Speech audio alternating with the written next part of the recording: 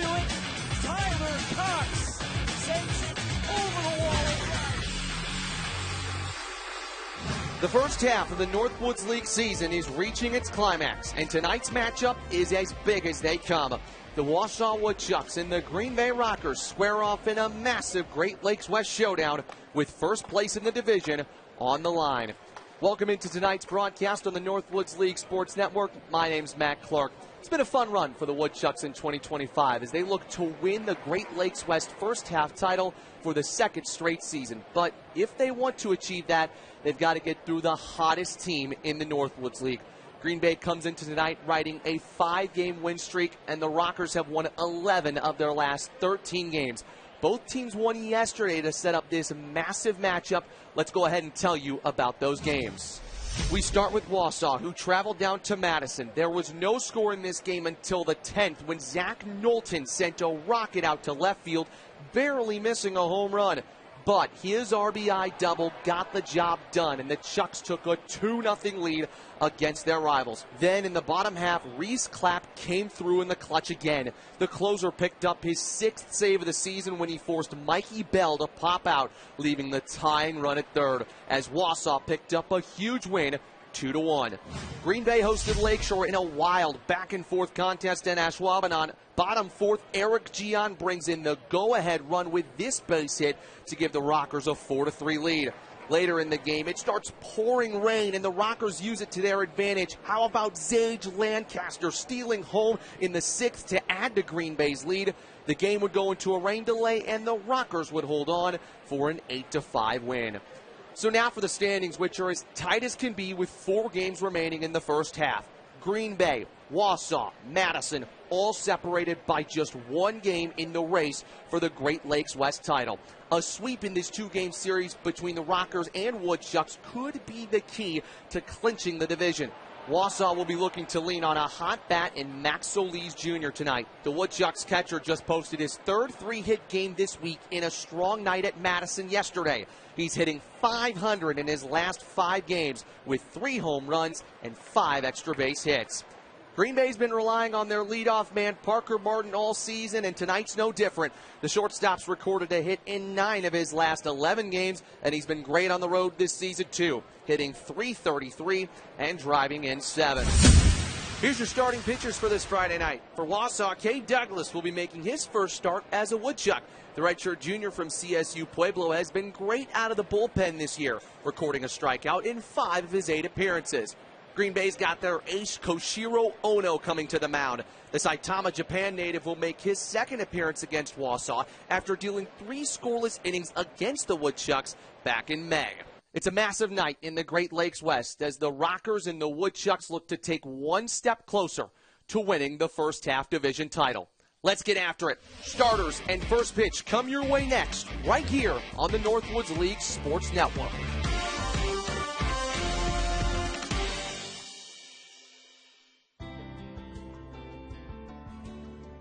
My host families, who I still stay in touch with to this day. Had a great time there. Enjoyed my time playing with the Mashers. Definitely different than I could have ever expected, but definitely enjoyed the time here. Honestly, one of the best summers I ever had. I got to stay with a great host family that I still see a couple times a year now, and honestly, it was the perfect introduction into professional baseball.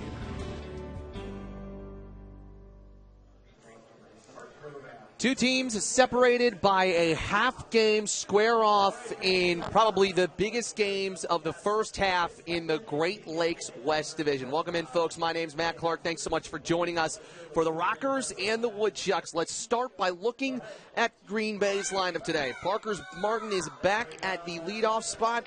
Max Humphrey comes back in after a day off. Caleb Daniels back in the 3 spot.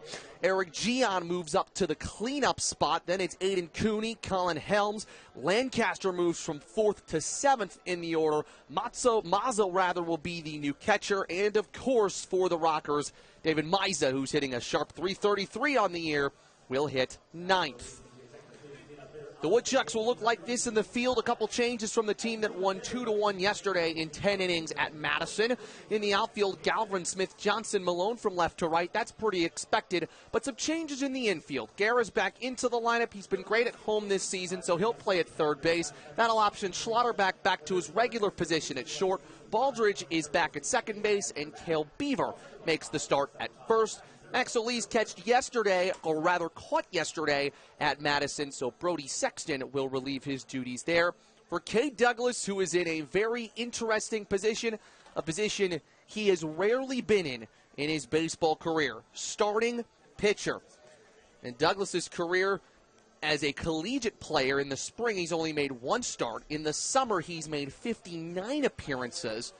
Only 6 of those were starts. So what a way to make your 60th appearance in his first start against the Wausau Woodchucks. Expect this game to be a bullpen game for Wausau. Won't see Douglas go very far today. At least that's the plan.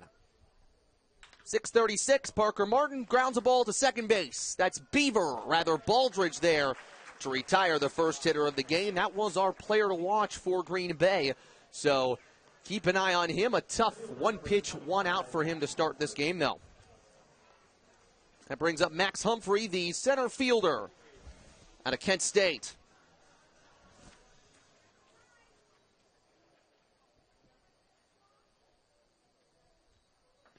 Douglas starts him with a strike. Humphrey was 2 for 7 against the Woodchucks in the 2 games that he faced against Wausau back in May. Hit a home run. Had 2 RBIs. That was the first home run hit at Athletic Park this season. Oh boy, Douglas isn't phased. He's ahead of Humphrey 0-2. Wind is blowing in tonight. That should favor the pitchers, especially Green Bay's Koshiro Ono, their starter. That's a chopper to second again. Baldridge, 2 up, 2 down for Douglas. Well, obviously, it's a different routine, right, for a guy in Cade Douglas who normally pitched the late innings for Wausau this season, and especially in the first half. And now he's got to reset, and he has to prepare differently to make the start. And he's got to shift his mindset. The pressure's a little less as a starter, but, boy, is he filling up the zone. Caleb Daniel out of Georgia Tech. Left-handed hitter, right-handed thrower, freshman. Swing and a miss. Douglas gets him from a breaking ball. He's 1 strike away from retiring the Rockers in order. And Green Bay has relied heavily on its pitching this season. Their offense ranks in the bottom 10 in the Northwoods League. Drill down the right field line. That will hook foul, though, and out of play off your screen. And Daniel's got a little bit of power. Any left-handed hitter loves playing for the Rockers because of that power. 6 strikeouts on the year. He is on a 4-game hit streak. 0-2. That's tap foul past the first base coach for Green Bay. 1 for 4 yesterday with a double, 2 runs scored for Caleb Daniel. Business administration major at Georgia Tech.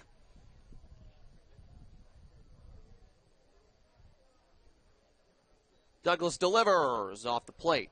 1-2.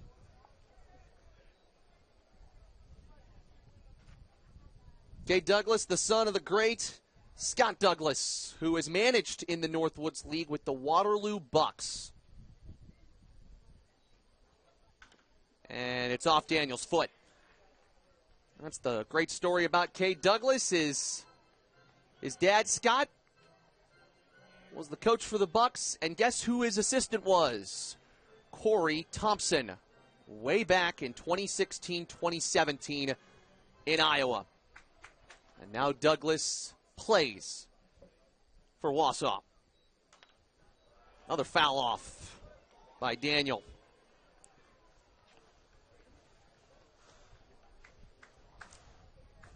Second Northwoods League team that Douglas has played for. He played for his dad's old club, the Waterloo Bucks, back in 2023. And now he plays for the Woodchucks. He's made more appearances here than in Waterloo. Swing and a miss. Kate Douglas is loving it. That's a great first inning of work from Wausau starter. And the Woodchucks bat next.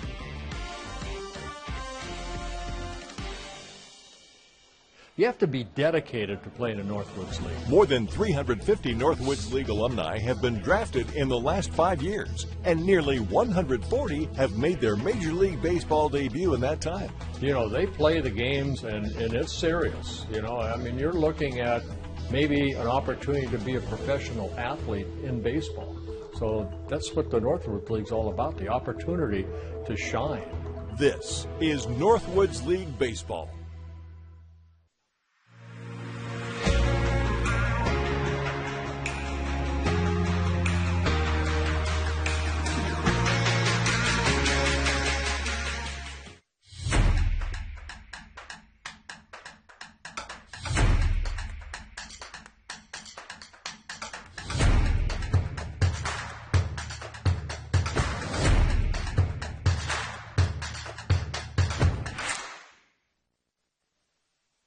Catch all the action of America's premier summer collegiate baseball and softball league at northwoodsleague.com. No one covers summer baseball and softball like the Northwoods League. This season, access nearly 850 games live and on demand right from your TV, desktop, or mobile device. Watch your favorite team or follow the top collegiate players from across the country. For more information, visit northwoodsleague.com, your instant source for everything Northwoods League baseball and softball. Whoa. Can you feel it? Huh? Feel what? The power. I think so. Hey, who are you talking to? No one. Bet you can't hit that building over there in right field. What? That's like 500 feet. Electrify your swing. Okay. The #1 two-piece composite in the marketplace. Electrify your swing. Icon, the electric unicorn by Rawlings. Here's what the Wausau Woodchucks look like on this Friday evening. The Woodchucks, managed by Corey Thompson. Noah Malone is the leadoff batter. He's hitting a measly .588 at home, so of course he'd be there. Galvin, Schlotterback, Solis, Baldridge, Beaver, Guerra, Sexton, Smith Johnson rounds things out. As Malone takes a strike from Koshiro Ono. Keep an eye also on Christian Smith Johnson today. He is our player to watch. He's another player to watch, and we'll tell you why in just a little bit. He has a big hit streak record going on. 1 ball, 1 strike to Malone. Last time he was here, he just hit 3 home runs. No big deal. And he sends one the other way. Deep into right. Miza going back, and he runs into the wall to make the catch. Noah Malone sent one down the line, a tip of the cap from the starting pitcher, Koshiro Ono, and Malone's unlucky. Well, the Rockers have one of the best pitching staffs in the Northwoods League. Green Bay nearly top 5 in every statistical category. Part of that is why, as Galvin waves through one and misses strike 1. Max, an uncharacteristic 0 for 5 yesterday.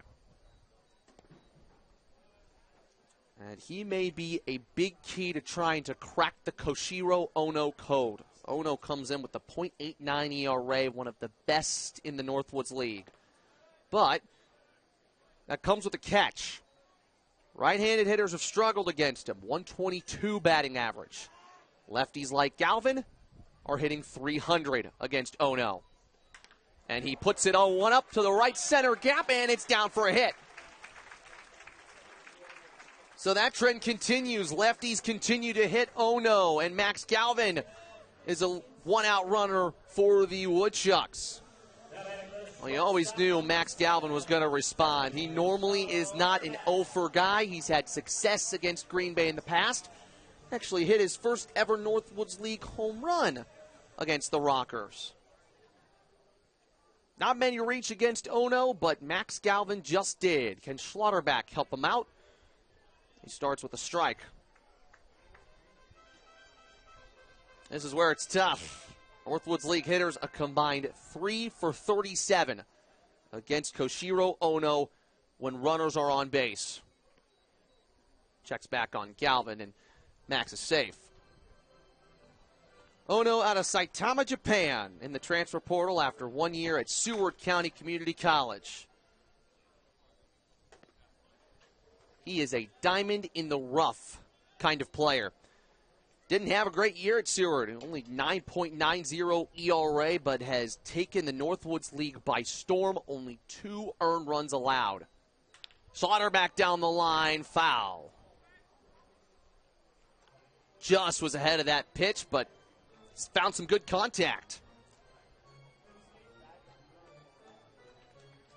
Ono's faced the Woodchucks once this year.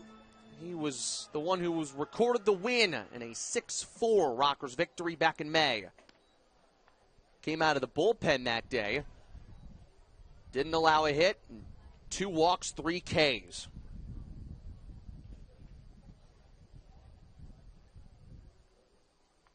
Two balls, 2 strikes to Dylan Schlotterback. Got him looking, and Schlotterback is down. Umpire gave the regular strike symbol, but it's strike 3 nonetheless, and there's 2 out. There's the stats for Ono. Not many guys in the league have a ERA under 1. Only 2 Woodchucks do. But Ono, second season in the Northwoods League. It's going a lot better for him, too, by the way. Last year, he played for the Thunder Bay Border Cats and only went 3 2/3 innings and gave up 8 earned runs. 2 balls, no strikes to Max Solis Jr. Like we talked about in the lead-in, hitting .500 over his last 5 games. One of the hottest hitters in the Northwoods League right now. 3 for 5 last night, and he took great swings. He's mixing in his power with good singles. Strong contact, not getting out. And it's a 4-pitch walk. That's only the 9th walk that Ono has delivered this season, and now it turns to Cade Baldridge. No surprise that Baldridge is stepping into the left-handed batter's box.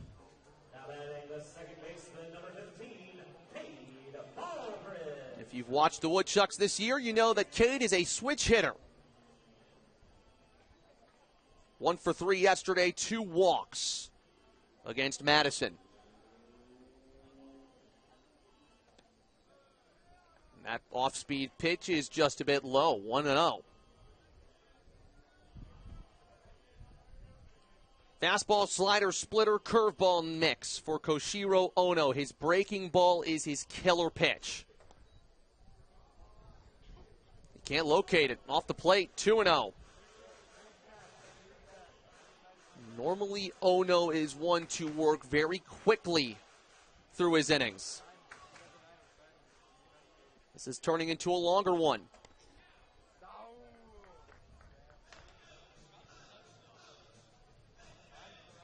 Baldridge committed to the University of Kansas.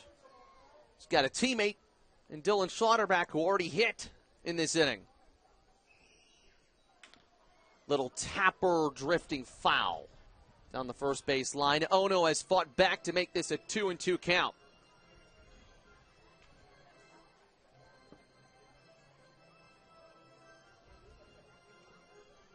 Baldridge hitting right around 260 on the year. 14-game on-base streak. You'd love to see him make it on base right here. Can the Woodchucks take advantage and get off on the right foot? 2-2. Off the plate. And the count's full. The runners can move.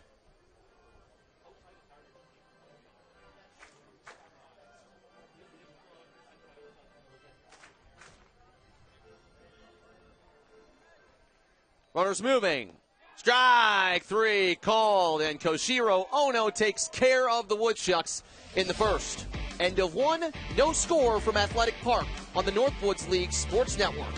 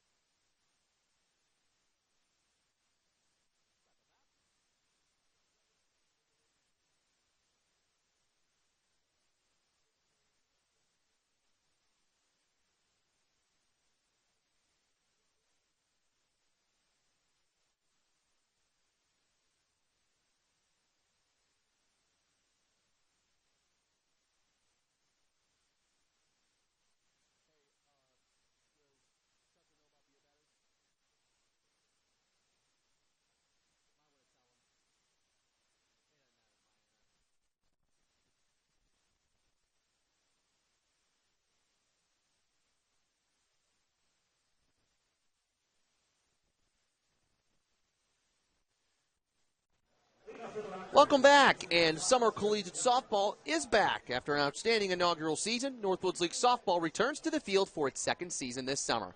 Find out more at northwoodsleague.com and follow us on Instagram and X at NWL Softball. Columbia's Eric Gian takes the plate now, and a ball low. Gian, in his first appearance against Wausau, we showed his highlight. He had an RBI last night in the win over Lakeshore. 2 balls, no strikes. Woodchucks, of course, not the only team to play at Athletic Park now. We were just talking about Northwoods League softball. How about the Wausau Ignite picking up a nice 9-1 win last night against Mankato? Boy, did they face some rain, though, this week. Ignite had a game rained out on Wednesday, and then Thursday they were supposed to play a doubleheader, got the first game in, that 9-1 win, and then the second game got rained out. 3 balls, 1 strike. Gian can work with the hitter's count now. Ignite currently at Lacrosse. 0-0 the score, bottom second. That's also on ESPN Plus tonight.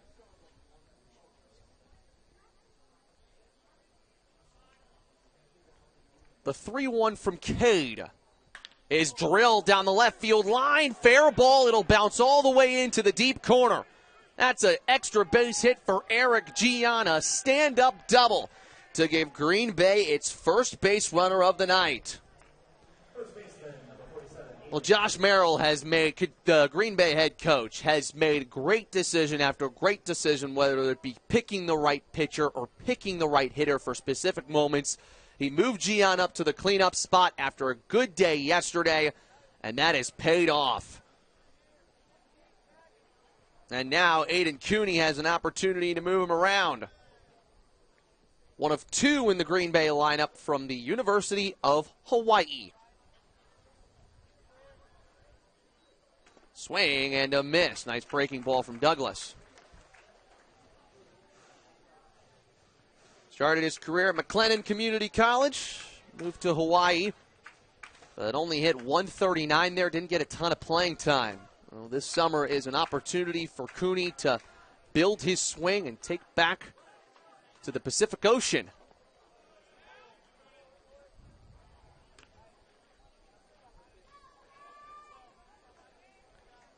Like we said, Rockers in the midst of a 5-game winning streak. I believe that is the best win streak in the Northwoods League. 11 of their last 13 have been victories. That is the hottest Northwoods League team. You're watching them right now. Broken bat, foul down the first base line, and Cooney will get a new twig. Tossed another one. Always tough to take a new bat during the middle of an at-bat. If you watched last night's game, Malone, Wausau's outfielder, broke a bat in the middle of his at-bat. Had to switch it out. Just doesn't feel like the old one that you were using during batting practice, that you've been swinging for days. And that one gets behind Sexton, and on a wild pitch, Gian can move to third. Green Bay's got the opening run at 90 feet away, and all they need is a fly ball, maybe even a ground ball here will do it. Things went great for Douglas in the first. He retired the Rockers in order. Maybe Green Bay finding something here in the second. 2-2's just a tad low.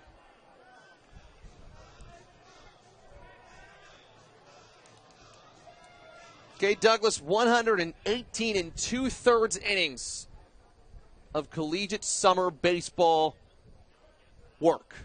He's a veteran in the summer. The payoff is fouled off.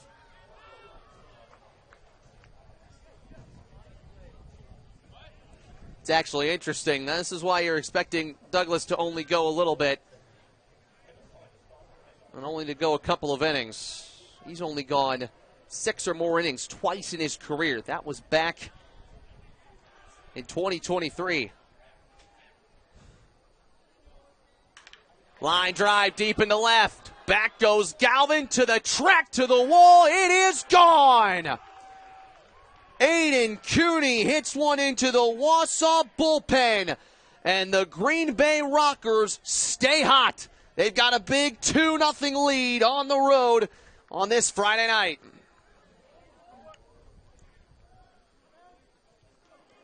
With the way the Rockers are playing, just about anybody can provide that big hit, and that time it was Aiden Cooney. Second home run allowed on the year by Cade Douglas. Second home run of the season by Cooney. And his second home run in 4 games. 2 big hits from Rockers on full counts. And now Colin Helms will try to add on to it. And you've just given your 0.89 ERA pitcher a lead to work with. With the way the wind was blowing today, I didn't think anybody was going to hit one out, especially into left field. The pitch was pretty tight, and so Sexton will walk Douglas back to the mound and give him a reset. Last time Douglas pitched, it was against Fond du Lac, and he only got through a third of an inning. He was trying to hold what was a tight deficit at that time by the Woodchucks. Gave up some pivotal hits in the 9th. And that's the last time the Woodchucks have lost at home. They've only lost 3 times here at Athletic Park. And speaking of the Rockers, they're one of only 3 teams to take a game from Wausau here at Athletic Park. Them, Fond du Lac, and Royal Oak, the only teams to beat the Woodchucks here in the first half. And it's a 4-pitch walk for Helms. This is what the Rockers are looking for sure, and with Wausau working with the bullpen game, they're hoping that Douglas can get through the second inning.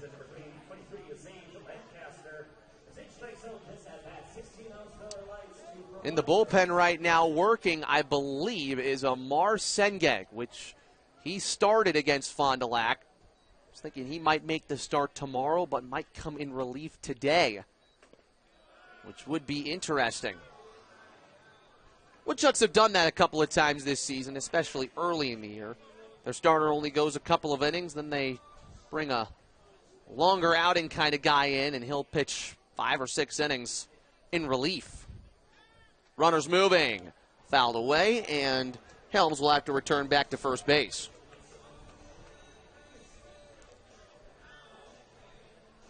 Sage Lancaster, also from Hawaii. His Rainbow Warrior teammate just hit one out to give the Rockers a 2-0 lead.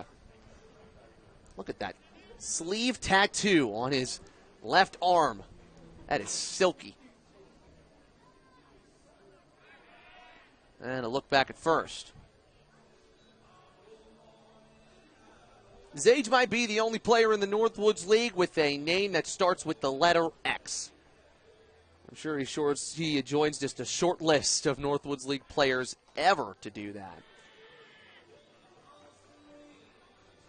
Well, that's 3 straight checks by Douglas. You can tell he doesn't want Colin Helms moving again. Colin has 7 stolen bases on the year. He stole 2 a couple days ago against Madison. He stays. And it's blocked by Sexton at the plate.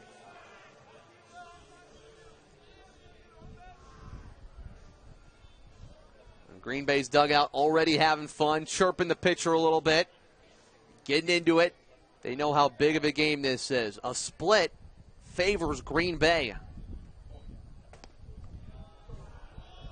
3 balls, 1 strike.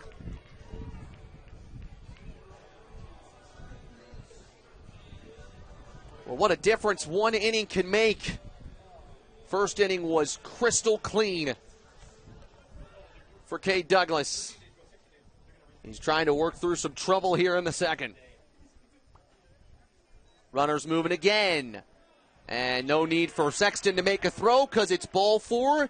And Lancaster becomes the 4th consecutive rocker to reach. Here comes Corey Thompson. The Wausau skipper in his 4th season comes out onto the mound. And as for now, it just looks like it's a mound meeting. You talk about success. Corey Thompson has had a lot of it, of course, against all teams in the Northwoods League. But he has been very good against Green Bay in particular. Corey Thompson's teams are 32-6 all-time against the Rockers. That's the best winning percentage for Thompson against any team in the Northwoods League. Woodchucks have won 60 of the 88 games that they've played against the Rockers over the last decade. And they won 9 out of 12 against Green Bay last year. So this is a team Wausau has found success against in the past, but Green Bay comes in with a whole new culture from what it was in the past.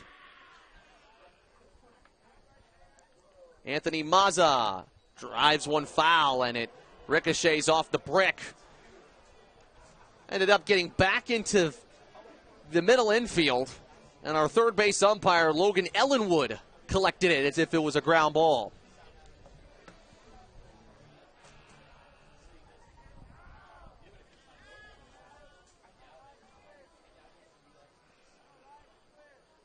Douglas fires, swing and a miss. That's the breaking ball he needs to have working.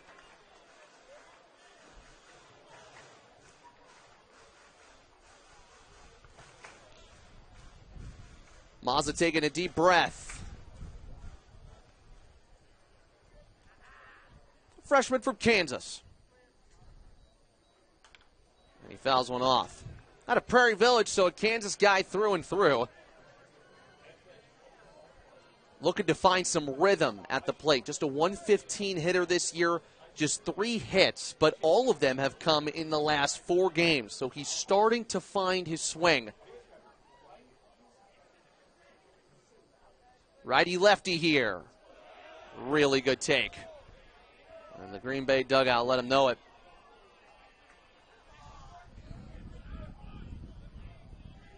In terms of Douglas and how long he could go here, this is an important batter for him to get.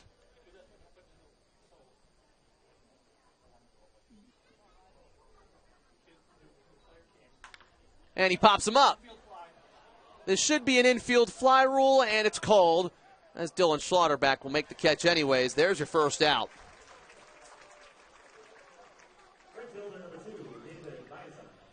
So with first and second on and less than 2 outs, Dylan Schlotterbeck didn't need to field that ball because Mazza was already back to the dugout on an infield fly rule, but good to see Dylan back at shortstop. This will be a nice bounce back for Douglas after allowing the first 4 to reach to settle back in. The fact is he has not pitched since Sunday, which means he's on more rest than many of the Woodchucks players.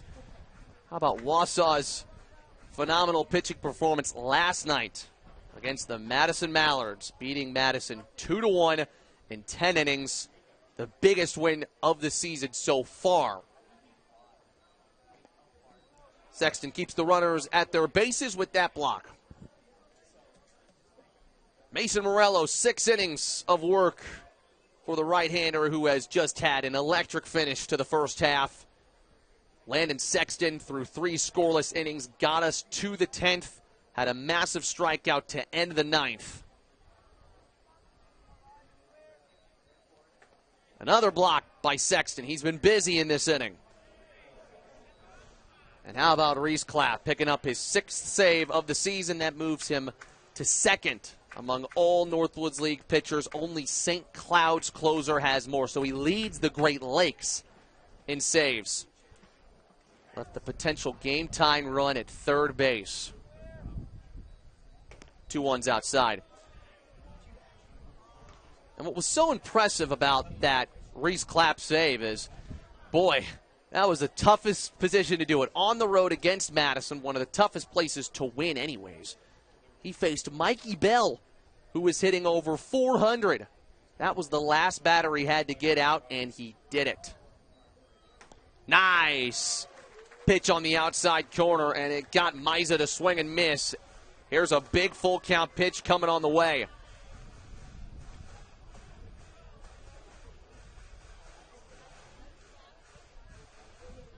Miza's reached base safely in 5 of the 6 games he's played in Green Bay.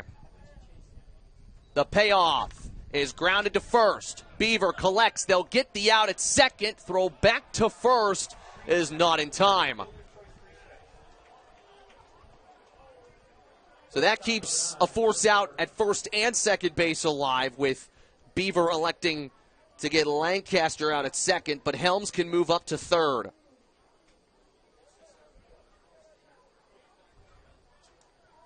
New infield here for the Woodchucks, like we talked about, an infield that hasn't played with each other very much this season. So for Beaver and Schlotterbeck to have the right idea on that play was key. Parker Martin grounded out to second base on the first pitch he saw of this game. And this is likely going to be Douglas's last inning. He is 2 pitches away from reaching the pitch limit in the second. And now it's for sure. This will be pitch number 35. And in the Northwoods League, you throw 35 in an inning, you can't return for the rest of the game. So Wausau's bullpen will have to get to work.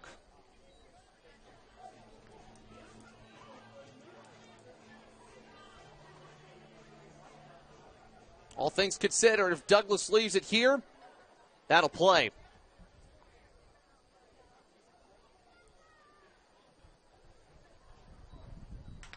Parker lines it up the middle for a base hit, and the Rockers lead 3-0. Parker Martin has got a hit in 10 of his last 12 games. He was our player to watch for today for Green Bay, and for good reason. RBI number 15 for number 9 in blue and red.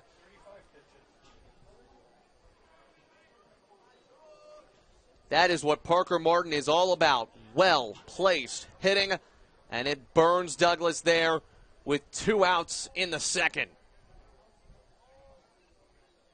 Now Humphrey, and he slices one foul. This is a guy you got to be careful about with the way that this game is going. His home run statistics are big. Has already on the year 6 home runs, 19 RBIs. A man of power.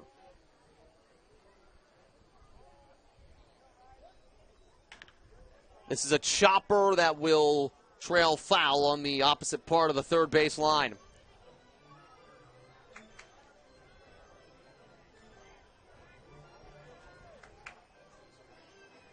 Douglas ahead here, 0-2, and he could still salvage this and leave 2 rockers on. But in terms of where Green Bay would want to be in this game, this is perfect early on.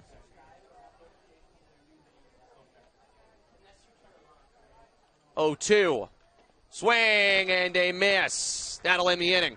Green Bay scores 3. Aiden Cooney with the 2-run home run. Martin with an RBI single. Rockers ahead here on the Northwoods League Sports Network.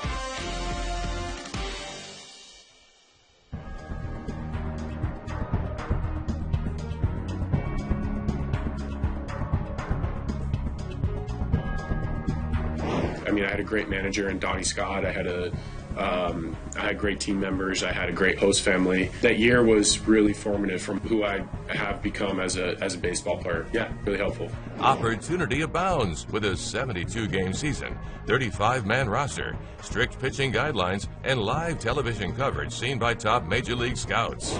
Yeah, if you're coming out of in college and looking for summer league, the Northwoods League really does. They have the talent and they have the schedule that really pushes you.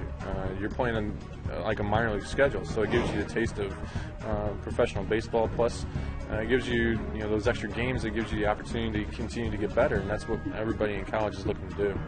The Northwoods League is the ultimate collegiate summer baseball experience. And caught at the fence. What a play by Brady. It's the Bergstrom June 3500 sales event, supporting Make-A-Wish, Wisconsin. There's never been a better time to buy a vehicle. June 3500 is going strong at Bergstrom Chevrolet of Green Bay. Save up to $9,500 plus $2,250 trade assistance on Silverado Crew Cab. Lease a 2025 Silverado 1500 Crew Cab starting at $349 a month. Lease a compact Trax SUV as low as $177 a month. Or a new Equinox starting at $259 a month. Shop June 3500 at Bergstrom Chevrolet of Green Bay today. The Northwoods League has joined Sparkit in reimagining the future of gaming. The Northwoods League Lucky 7 combines the thrill of live baseball and softball with strategic handicapping, allowing fans to compete for $500 in daily prizes. The Sparkit platform enhances the fan experience with leaderboards and real-time updates. Compete with other fans and win cash prizes up to $250 every day. Fans 18 years of age and older can start today by clicking the gaming tab at northwoodsleague.com. So the 21st home run of Green Bay's season helps them to a 3-run top of the second, and they lead over the Wausau Woodchucks. Critical game here tonight. The Rockers lead the Woodchucks by a half a game in the Great Lakes West as Beaver sends one to center. Humphrey back to the warning track to make the catch. Wind helps that one stay in the ballpark and stay in a position where Humphrey can make a catch. And another tip of the cap from Koshiro Ono. So now Guerra. He will also hit from the left. He's the second switch hitter to face Ono. He's been really good at home. 2 for 4 with 2 doubles, 3 RBIs in the 17-7 win over Lakeshore. That's the last time the Woodchucks played here back on Tuesday. Ono deals one inside, 2-0. Hitting .283 with the Woodchucks this season and had to kind of wait his turn. Tips one foul. Corey Thompson went with a little more experience in the infield, at least from what he would say in the 2 games at Madison. Jake Birkland today gets an off day, and so that puts Guerra right back into the midst of things. Pop fly left center. Humphrey or Daniel, it will be Max Humphrey. And this is a much more Koshiro Ono tailored inning. That's exactly what he likes to do. get the hitters to put the ball in play. 1, 2, 3 innings, left, right, and center. And that's the thing. You've got a guy here that's pitching with the most confidence maybe in his entire career.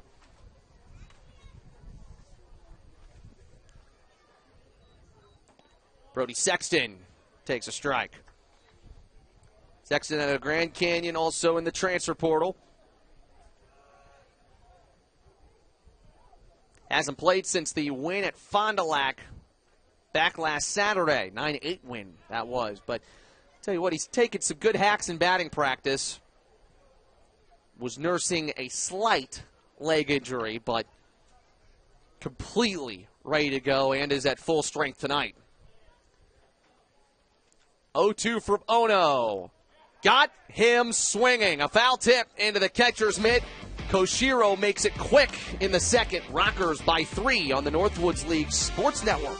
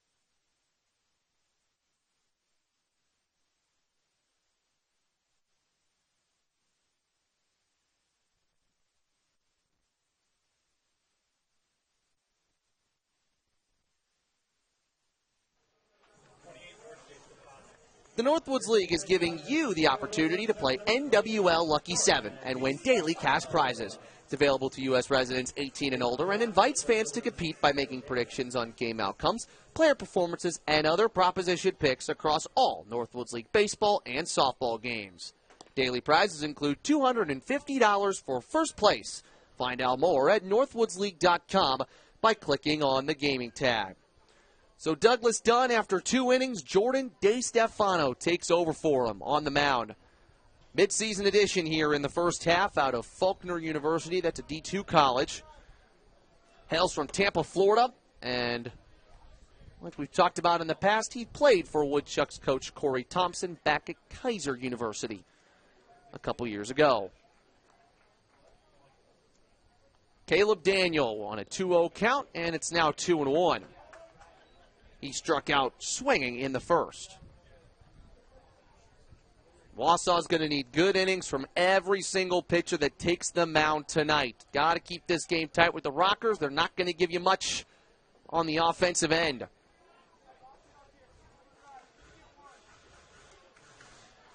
DeStefano, one of 2 players on the team with a 0.00 ERA. The other is the closer, Reese Clapp. He has not allowed an earned run this season.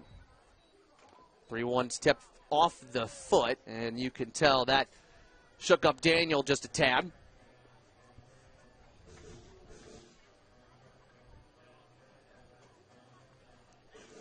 He's got a pink sleeve on his right arm. He's got a couple players that like to wear pink. Of course, if you're a Woodchucks fan, you know Max Galvin is always decked out in pink when he is playing.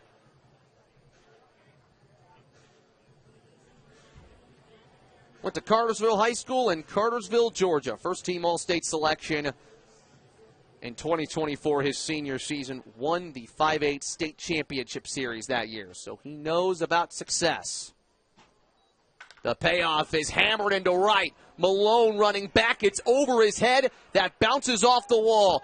Daniels is looking for two. He is safe by just a hair.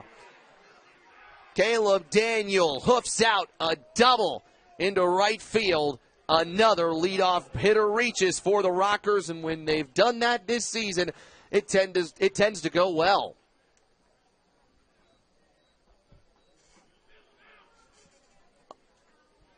Well, here's been the key. Green Bay has taken their hacks with full counts today. Credit the Wausau pitchers for trying to avoid walking hitters, but on 3-2 pitches, Green Bay now has 3 extra base hits on the day. And this is a team that relies on its power. Like we said, Green Bay, not a great hitting team, but when they do make contact, they tend to hit the ball far.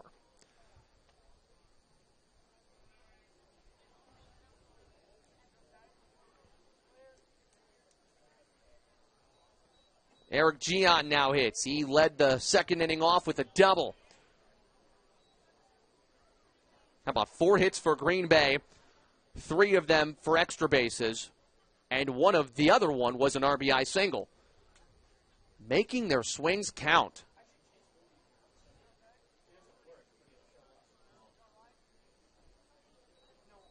DeStefano deals high and tight.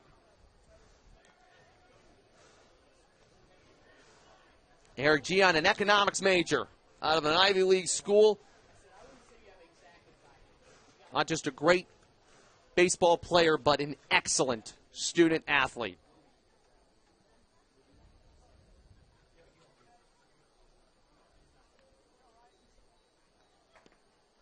Nice frame from Sexton to make it 2-1.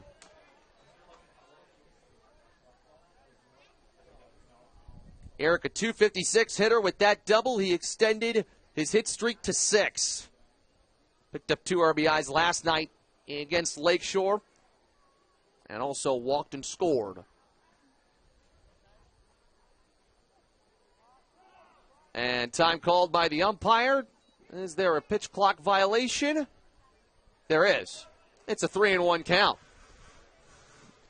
DeStefano did not get rid of it in time, so the plate umpire tonight, Nick Mayer, adds a ball to DeStefano's count. And once again, Woodchucks pitching having to work from behind in counts. That's when the Rockers' eyes light up. Ball 4. 2 on, nobody gone here in the third for Aiden Cooney, who's already hit a home run today into the wind. He's looking for more.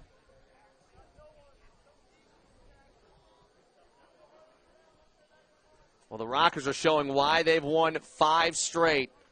And like we said, just even one win here does a whole lot. If they win here, they guarantee themselves at least a lead going into the final game, or the final 2 games of the first half. Green Bay will play Fond du Lac Sunday, Monday. That's a home-and-home. Wausau hosts Kenosha.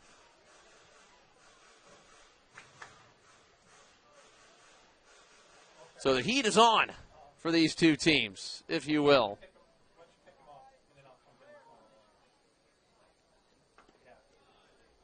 Sexton lost the ball for just a moment and picks it back up. Neither runner had any interest in moving there.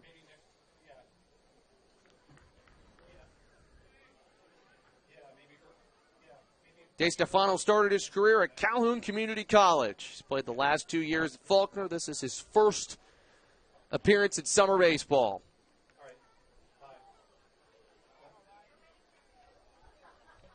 Cooney, a high fly ball to right. Down the line, does Malone have it? Yes. Runner will tag from second. That is Daniel. He'll make it to third. Tell you what, looked great off the bat, but the wind caught it. That's a big first out for Jordan DeStefano, and now a double play gets you out of here unscathed.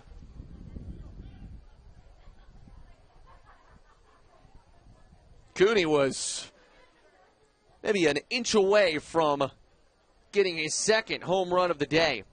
Ball starting to carry as the summer goes along. Colin Helms walked and scored the third run for the Rockers in the second. And he sends one foul down the third base line. A nice catch out there by a fan.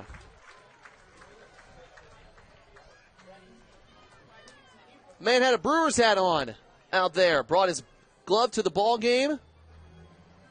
And the kid in the Wisconsin Badgers shirt will keep that one as a souvenir.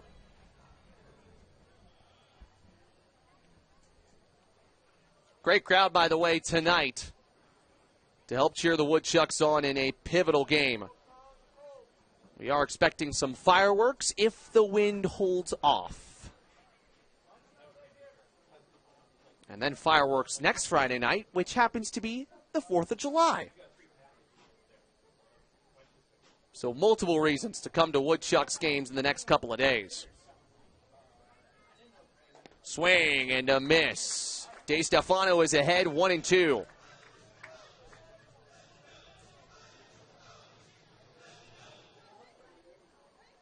Helms out of Harding went to Greater Atlanta Christian High School. Second team All-Conference selection last spring in 2024. He takes inside.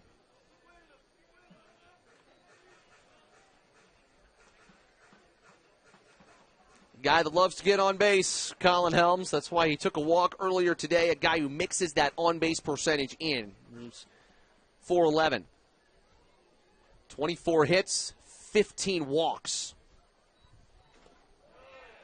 And just right there, great take.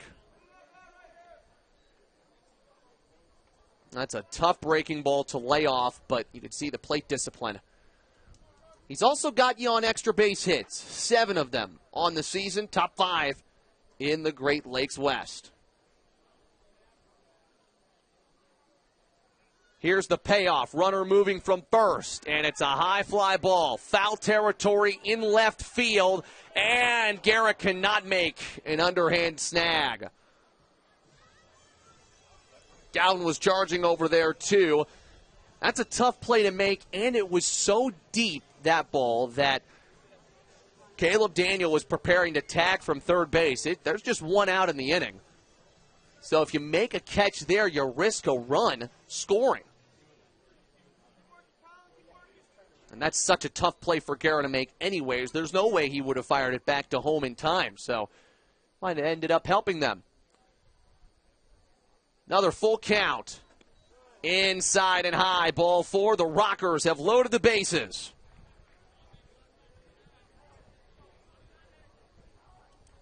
Well, Green Bay has a chance now to blow this thing wide open and put themselves in pole position. Moments like these can be what help win you a first-half title. Lancaster has walked. DeStefano's pitch count is getting up there a little bit. That time he did go around. Appeal to the first base umpire was successful. Ideally, DeStefano will give you 2, maybe 3, but you don't want him to hit the pitch limit.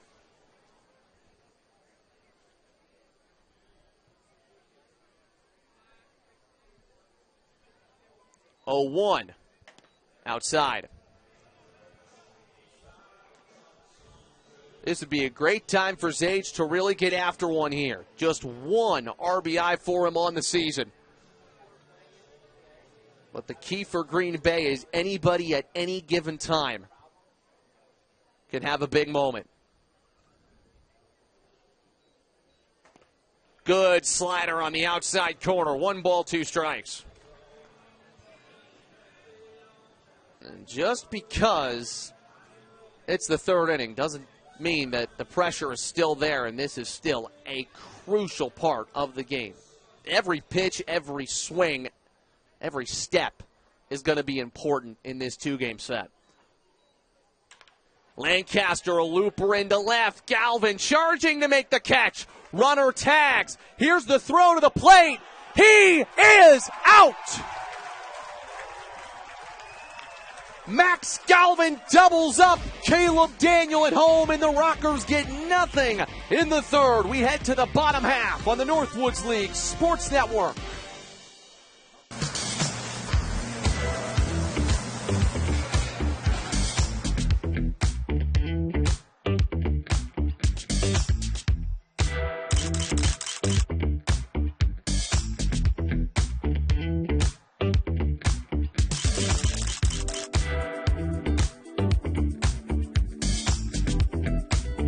Don't miss out on any of the great food at Athletic Park. For tickets, call 715-845-5055. Stay connected and up to date with the free Northwoods League mobile app. Avoid the lines and buy tickets to any Northwoods League games anytime, day or night. Subscribe for free and watch games live from anywhere all season long. Get the latest news and stats on top collegiate players from across the country, or personalize it with your favorite team. Either way, we got you covered. The Northwoods League mobile app is free and available on the App Store or Google Play. The 1-2. Swung on. Floated. Shallow right. That one. Another diving catch. Carly Oliver. These Nightmares are putting on a clinic. It's an atmosphere not like you're used to in college. It's a lot less pressure. You can really just meet friends, meet people that you're going to love forever, and just soaking up the moment, enjoying the game. It has been so amazing. Everyone has been so nice and friendly, and just making friendships and finding mentors that I'm going to run to for the rest of my life for sure. It was unexpected, and it was such a big blessing. Before Max Scherzer, Chris Sale, or Pete Alonso ever took the field in Major League Baseball, they were taking the field as players in the Northwoods League. Every year, more than 90 Northwoods League players are drafted by Major League Baseball teams. The Northwoods League is the largest organized baseball league in the world. The Major Leaguers of tomorrow are playing baseball in the Northwoods League today. Get your tickets and gear online, then visit a Northwoods League ballpark near you. Are you a baseball or softball coach? One-way coach-to-catcher communication is brand new to the game, and the Northwoods League has proudly partnered with the Headset app to be their preferred coach-to-catcher communication solution. Try it out with your team today using hardware you already own. Download the Headset app from your app store and try it free for 5 days. Christian Smith-Johnson takes ball 1 at the plate here for the Woodchucks. This is a massive game for him. Smith-Johnson currently has a 22-game hit streak, one shy of the franchise record. A hit in today's game for Smith-Johnson would tie him with Steele Walker, who set the record back in 2016, and it would give SJ a chance to break it tomorrow. He pulls back on the bunt, 2-1.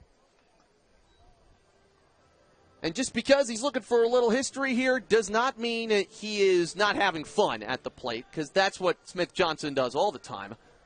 Always focused, always locked in. Fair down the third base line. That is a base hit, and he's tied the franchise record as it goes all the way into the corner.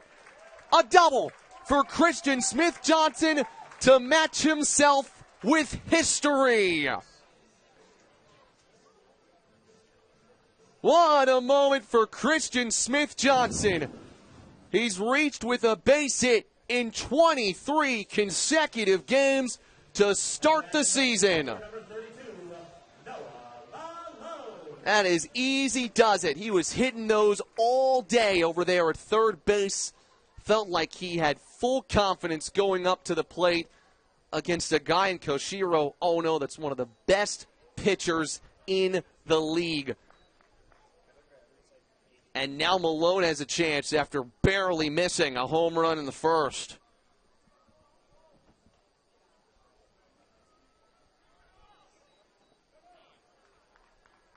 Well, it's tough to advertise something like that to a kid like Christian Smith-Johnson, who last time, you don't want to say some of those things to the players and to the team. You feel like you get a little jinx in you. But it was impressive at about 10 or 11 games that Smith-Johnson had that hit streak. And then you start seeing, wow, 16 games, 17 games, and he just continues to hit. Sometimes it's an infield bunt single. Sometimes it's a beautiful double. There's a 4-pitch walk for Noah Malone, and the Woodchucks have something working here against Ono in the third. I will tell you this, as the Green Bay pitching coach will come out to have a conversation with Ono. That play at the end of the third inning, with Max Galvin doubling up a runner at home and keeping this a 3-0 game, was huge. And now Galvin gets to hit. Felt like it shifted the momentum a little bit. Not the best throw from Galvin, but a hard throw. And Sexton made a great tag on that play. Conversation over for Green Bay's pitching coach, but still some words from Anthony Mazza, the catcher.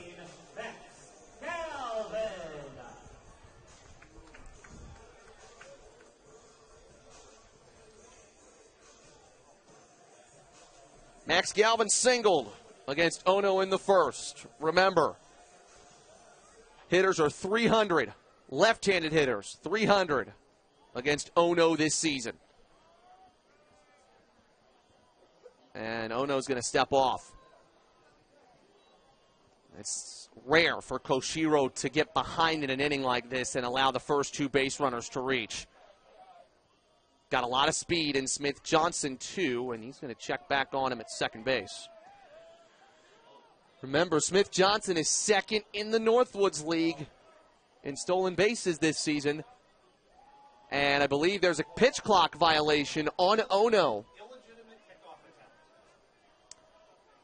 From our scorer up here in the press box, deeming that an illegitimate pickoff attempt from Ono.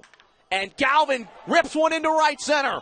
Humphrey back. He's got the catch. Smith-Johnson's got to get back to second base. And Galvin is out as he hit one hard in the gap. But too much airtime.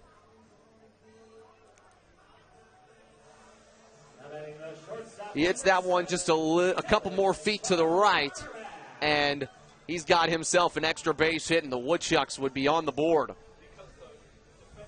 That's the thing about Koshiro, Ono, and Green Bay. Not only is this a great pitching staff, this team defensively is awfully impressive.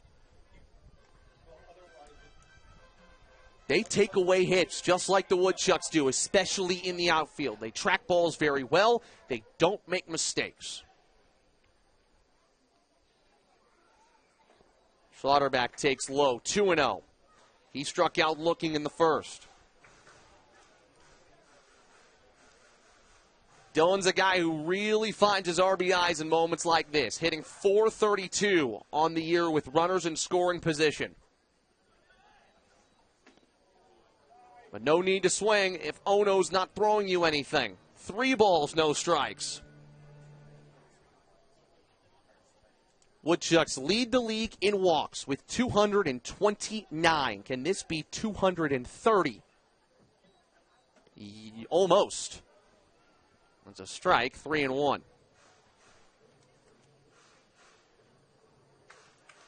Two Woodchucks in the top 5 in runs batted in the Northwoods League. How about Schlotterbeck and Smith-Johnson combining for 52 driven in?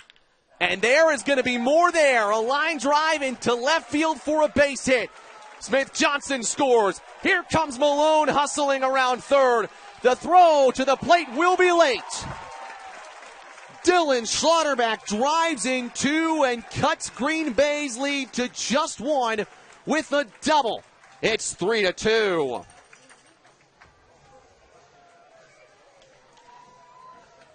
That time a Wausau hitter got ahead in the count, got what he was looking for, and made Ono pay. Second time in the inning that they've hit one down the line into that pesky deep corner. And now Solis can add on to the damage.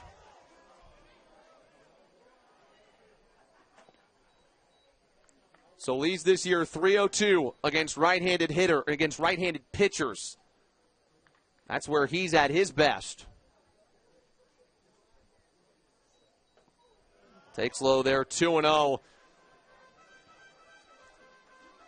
Ono has doubled the runs allowed that he has given up this season in one inning alone. With one swing, he'd only given up 2 earned runs in his first 5 appearances. 3-0 to Solis.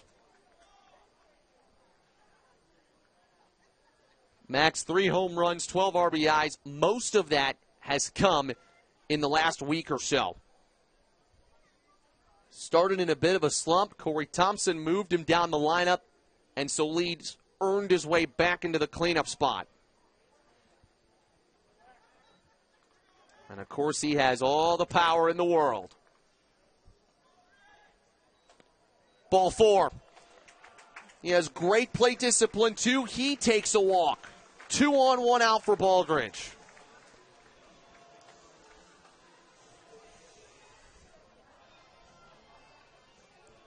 Well, just a couple of moments ago, it looked like Green Bay could have broken this game open. Had the bases loaded with 1 out, a 3-0 lead. Wausau found their way out of that jam, and now they can take control and get momentum themselves.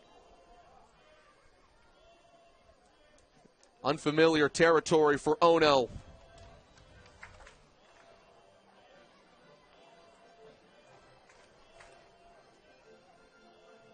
Woodchucks have found their hits and found their walks. Taking 3 against Ono today. Swing and a miss. And Koshiro gets some confidence back.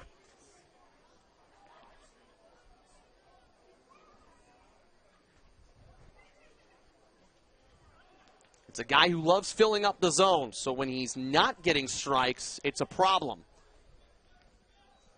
Line drive down the right field line, foul. And 1-2 now to Baldridge. Well, you want to keep your pedal to the metal here if you're Wausau. Cade Baldridge is a guy who's done it in the past, always reliable. You always get good swings out of Baldridge, no matter if he's hitting right-handed or left-handed. Swing and a miss. That is an excellent slider from Ono. He thought the inning was over. It's not. And I think for a minute we thought the inning was over. That is Ono's 4th strikeout. Instead, Beaver has a chance to add on to things. Well, that's good. He's not necessarily worried about how many outs there are in the inning. Sometimes as a pitcher, that helps you. And also you have to have a mental reset. You have to get another out. Beaver flew out to center field, back in the 2nd.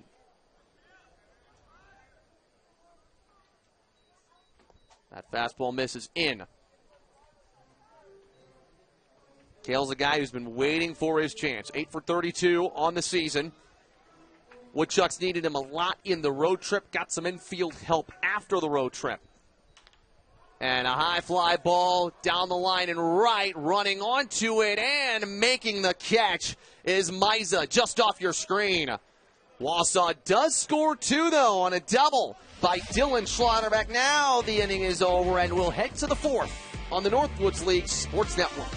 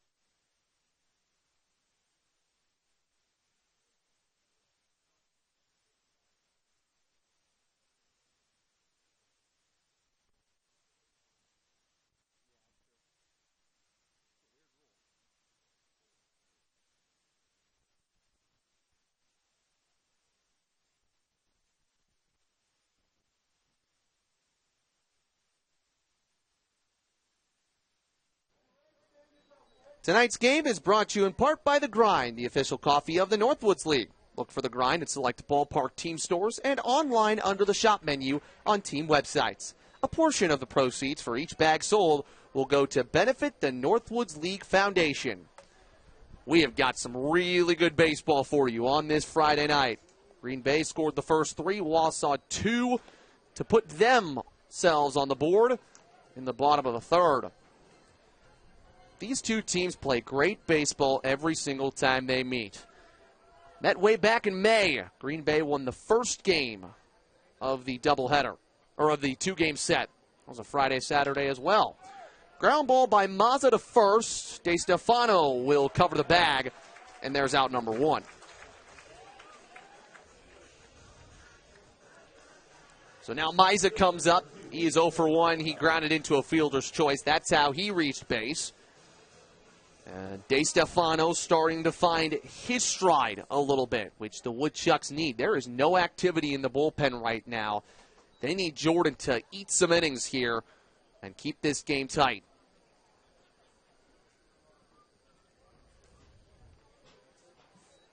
Mazza showing bunt, lays it down the line. Barehanded move by De Stefano, but he couldn't grab it in time. It'll go down as an infield hit.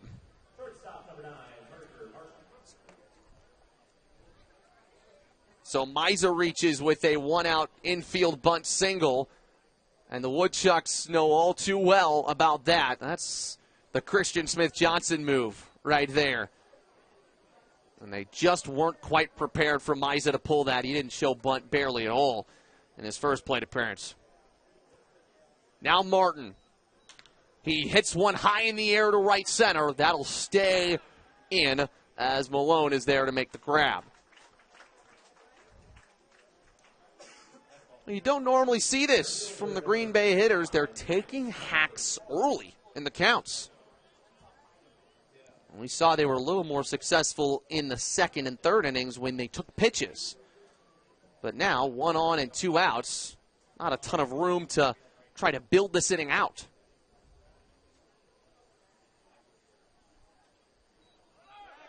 Runners moving. The pitch is a called strike. The throw is off of the leg of Mazza and into center field. It will go down as a stolen base as Mazza moves into scoring position.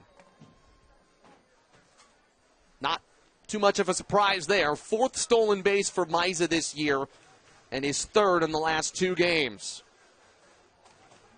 And now a real chance for Humphrey to add on to his great season, especially in RBIs. Looking for his 20th. He's 0 for 2 today. Strike 2. So now you're ahead. You don't want to make a mistake. Humphrey has been a heavy strikeout guy, too. 25 punch-outs for Max this year.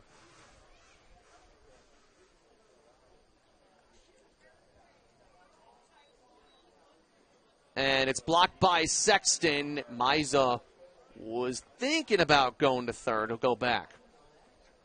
And Brody's been strong today behind the plate. Really blocking just about everything in his path, not letting Green Bay get any momentum on a wild pitch or a pass ball. That's what you need from a catcher in a game like this.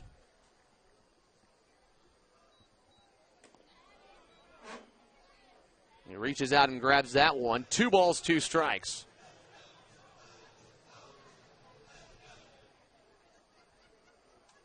Humphrey was great to start the year. He slumped just a tad in these last couple games, but he's still hitting .289, and that'll play, especially in the 2 spot. You don't see him go 0-4 very often. He always makes an impact. Runners moving to third. Did he go? No, he did not, and Mazza's at third base without a throw, and the count's full.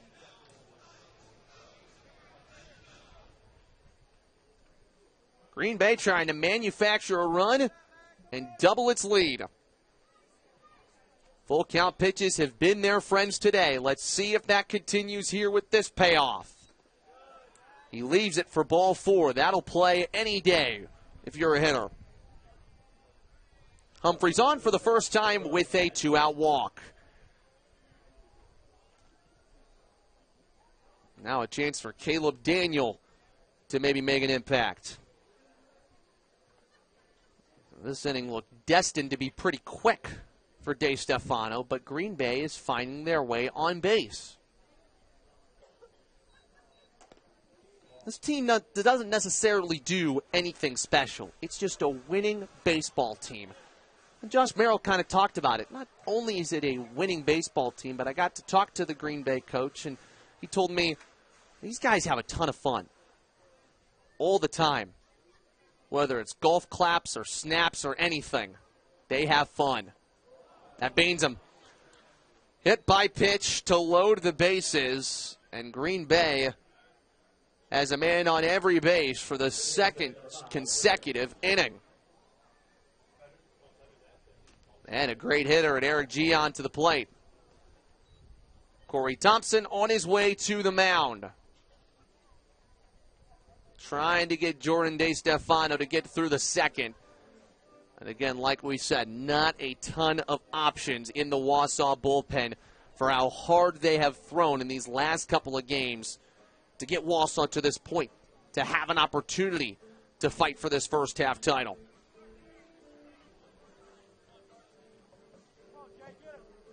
So just a quick couple words from Corey to Jordan. Probably to mention how Gian has reached base both times, launched a double, and later scored in the second inning. You want to leave this here. Do not want to face Cooney again. He is on deck and already has a home run today.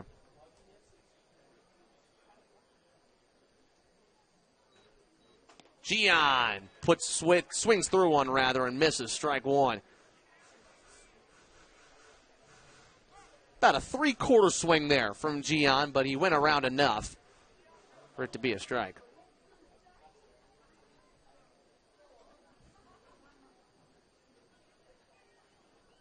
Oh, 1 offering.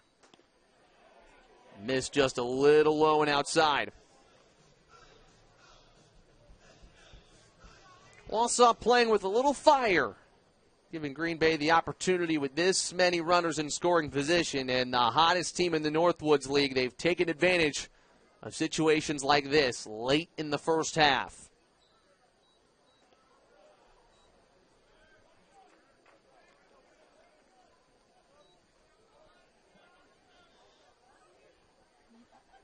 Gian, another guy who can get on base.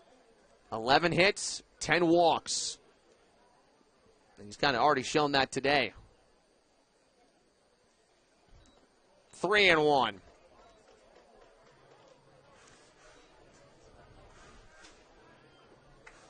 Just when Wausau got the momentum for a moment, Green Bay is pulling it back with slow and steady baseball. This is going to be a tough pitch to maneuver. Can't put him anywhere. 3-1. Missed low, ball 4. Green Bay scores a run. That is David Miza crossing the plate. A little 2-out rally from the Rockers makes it 4-2. 3 consecutive free passes give Green Bay what they needed. And also, once again, DeStefano's hit count comes up. And it goes up a little bit, and now you got a guy here you can't make a mistake against. Cooney, a fly ball into center. Smith Johnson back to the warning track. He's got it. Chuck surrender a run, but the Rockers leave the bases loaded in the 4th.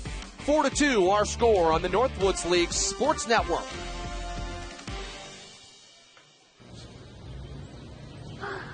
Oh no!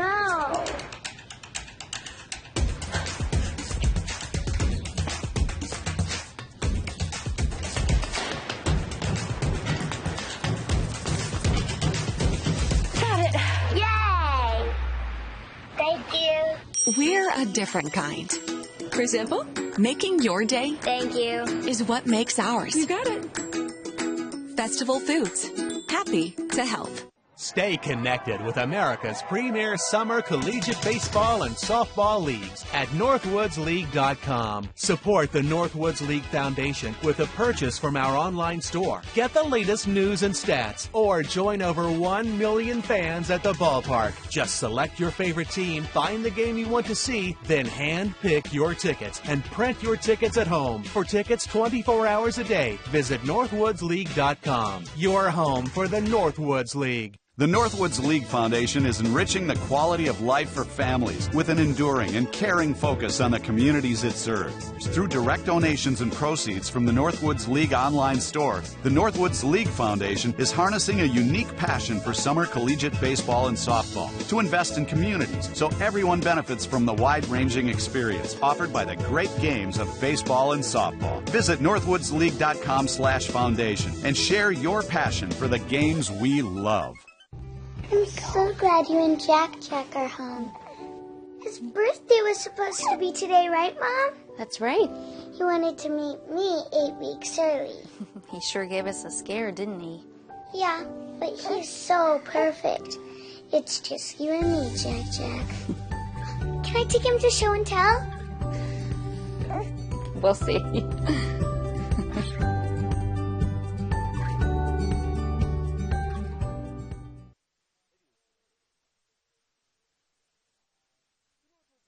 Proud to partner with the authentic Stadium Mustard this season. For over 50 years, Stadium Mustard has been offered at stadiums, ballparks, and arenas coast to coast. And the Wausau Woodchucks are proud to be serving Stadium Mustard here at Athletic Park. Loved by millions, Stadium Mustard. So after a bit of trouble for Ono in the third, Rockers offense helps him out with a run in the fourth. Taking walks, getting on base, and finding runs. Kind of Green Bay's mentality. They used it to their advantage there. 2-0 count to Ethan Guerra, who flew out to center back in the second.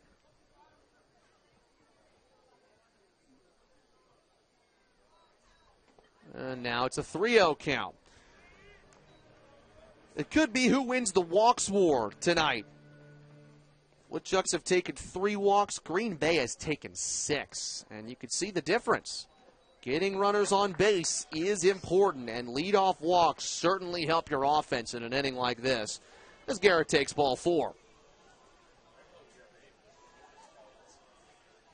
Ono just 8 walks coming into tonight's game, and he has thrown 4 of them in this appearance as a whole.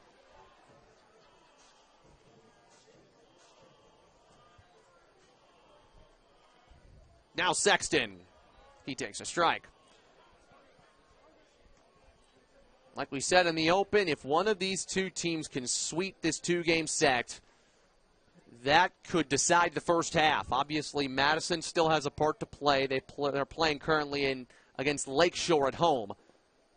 But what you can say is, if the Woodchucks win tonight, they'll have the lead by a half a game over Green Bay. They can extend that to a game and a half tomorrow. Sexton drills one into left center. That's down for a hit, and it'll bounce all the way into the gap. Humphrey was able, or rather Daniel was able to field it, which keeps Sexton at first, but Guerra moves up to third. Runners at the corners for the Woodchucks with nobody out, and Wausau now has 2 hits tonight against Ono with runners on, and that is so hard to do. And Josh Merrill's on his way to the mound. Good piece of hitting there from Sexton. He can hit it just about everywhere, and that's because of how he takes his approaches in batting practice. He's able to hit it to the left. He's able to hit it to the right. Anywhere that he needs to throw it, or anywhere he needs to hit it, he can do anything with the baseball. And I tell you what, he's got himself a bat. Glad he's showing it right now. That is the end of the day for Koshiro Ono. He is out after just 3 innings. A bit surprising to say the least. He gave up in the appearance 4 hits. He walked 4, struck out 4.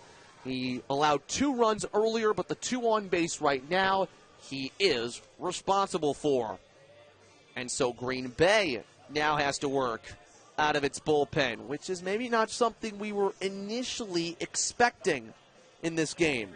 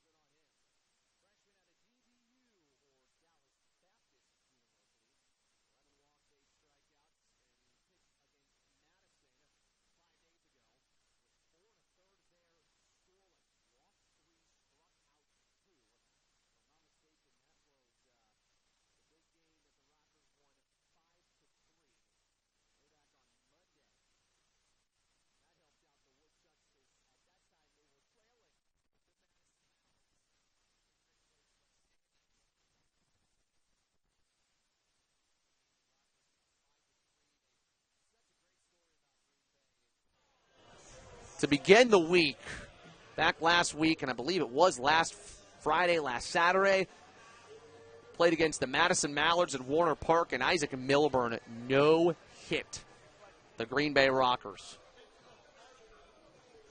And that's a tough thing to swallow for any team, but they did very well in recomposing themselves and then taking the next 3 against the Mallards. By the way, Madison is 1-4 in its last 5 games, but that 3-game win streak really made Green Bay's first half charge full real. Smith Johnson was showing bunt, pulls it back for a strike. Tied the franchise record, Christian Smith Johnson, with 23 straight games with the hit. Corey Thompson's out of the dugout, giving orders to his players. You don't normally see that. He's pretty relaxed normally over there in the Woodchucks dugout, but he knows how important this game is. A guy that loves to win and loves to have fun doing it.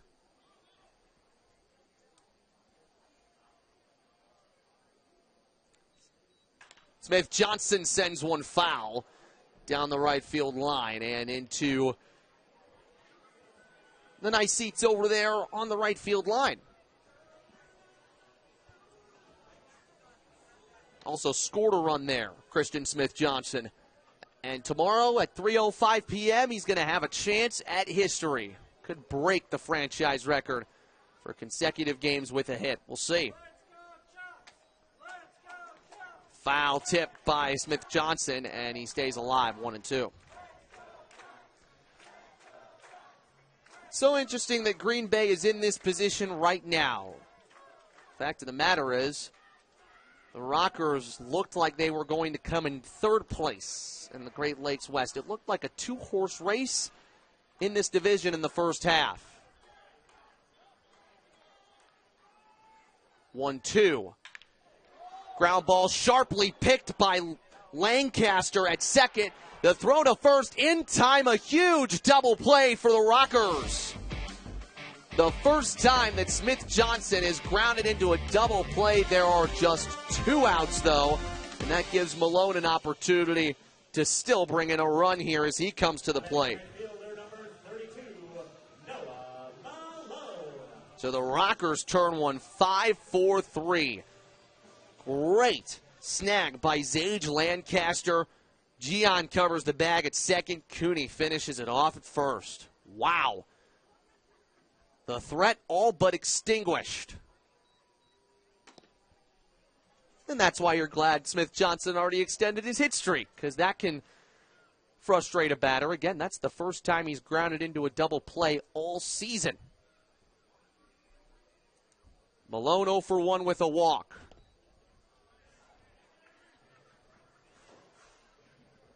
Like we said in the open, he's been a beast at home this year, hitting over 500 as a plus 650 on-base percentage at home. So he's all about offense at Athletic Park. He has been pitched 7 consecutive balls, Nolan Malone. Trying to avoid another 4-pitch walk. But if he does that, then Max Galvin can come to the plate and have a chance at one.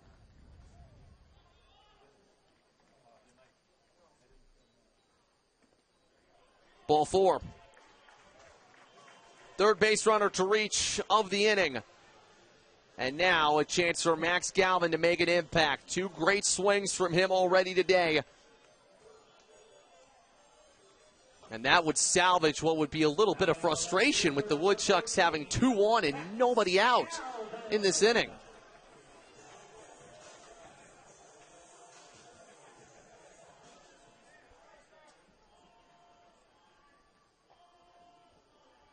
Galvin had a base hit against Ono earlier.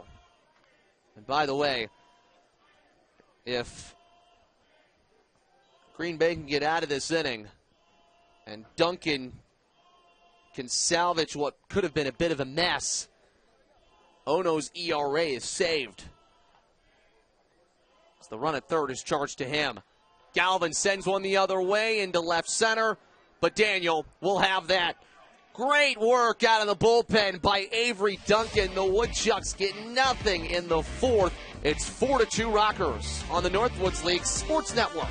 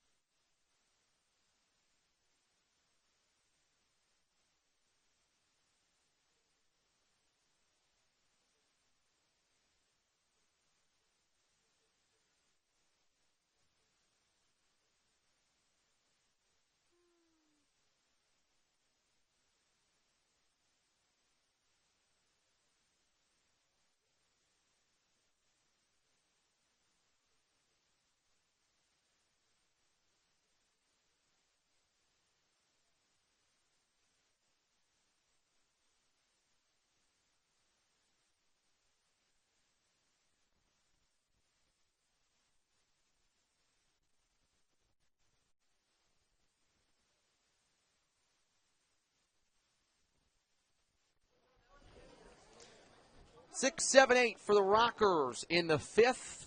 DeStefano is back out there. There is an arm beginning to prepare slightly in the Woodchucks bullpen. If DeStefano records an out in this inning, it will be his longest appearance of his Northwoods League career.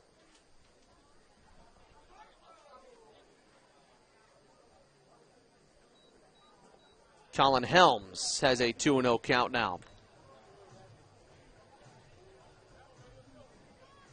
Normally a catcher, but playing at DH tonight. He has walked twice, has yet to put the ball in play. The Rockers, if they get runners on early, normally have a lot of success as that sharply hit to left for a base hit. Helms has reached base all 3 times now, and the leadoff runner is aboard for Green Bay. Now Zage Lancaster, who hit into a wicked double play in the 3rd. Max Galvin making a big catch in right field and then doubling up a runner who is trying to tag and score at home. Double play would be nice here. Swing and a miss. Strike one.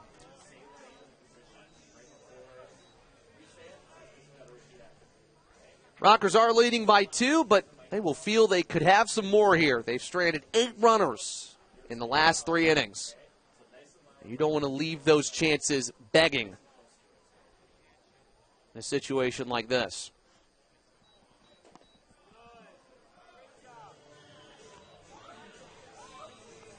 As for Wausau, the Woodchucks have pitched out of some jams. A lot of Green Bay runners have gotten on base today, and Wausau has figured it out. And the good news for Wausau is they chased Green Bay's starter out after just 3 innings. There's a look back, and Beaver will hold on to that. But if the Woodchucks want to win the first half, they got to find a way to come from behind here and take down Green Bay. Bunt attempt. Sexton dropped it after he made the catch. It'll be a pass ball, and Helms is in scoring position.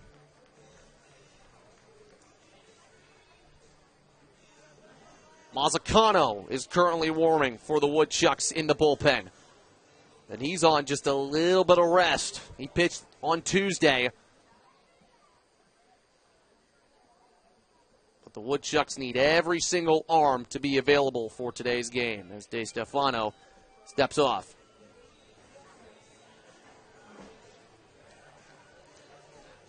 Only a select few teams have won 6 in a row in the Northwoods League this year. I know St. Cloud has done it off the top of my head. Not sure who else. And Green Bay trying to add its name to the list tonight. And it would be one of the longest winning streaks in the Great Lakes. It would be the longest winning streak in the West Division. And what a time to do it too. The 2-2 is in there for strike 3. It took DeStefano a while, but he records his first strikeout of the inning, and that will be the end of his day. Corey Thompson will let Jordan DeStefano leave this game on a high note. 2 1/3 innings of work from Jordan. The runner at second is charged to him. His 0.00 ERA bid does go with the run that scored back in the 4th, but DeStefano did his job. So the third pitcher to come in for Wausau is the two-way man, Braden Mazzacano. And before we give you a little bit of information on him, why don't we take a look at the scores around the Northwoods League on a key Friday night late in the first half. Kalamazoo currently leads Fond du Lac 7-5 in the bottom of the 3rd there in Kazoo. Royal Oaks had a tough stretch to finish the first half after last night's loss. They were eliminated from postseason contention in the Great Lakes East, but they're making it hurt on Rockford right now, who still has some first half hopes. It's currently 10-0, and Rockford only has 1 hit, bottom 6th there. Wisconsin Rapids is looking for a win in a low-scoring affair against a team chasing postseason qualification in the East in Traverse City. Rapids Raptors lead 2-1 in the bottom of the 8th. Tristan Crusenberry is currently pitching there. What about Madison? They are a game behind Green Bay, a half game behind Wausau. The Mallards currently lead 3-2 against Lakeshore. Isaac Milburn is on the mound, and he's throwing another gem after the no-hitter that he threw last week. Madison needs to win that game to keep pace with both Green Bay and Wausau. If a split in this 2-game set would favor the Mallards.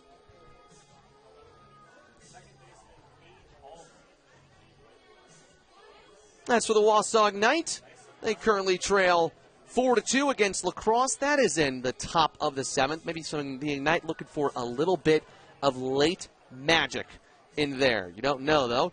Bismarck leads St. Cloud 1-0. That could be a huge win for the Larks if they can get it. Currently in the bottom of the 4th. The next opponent for the Woodchucks after this 2-game set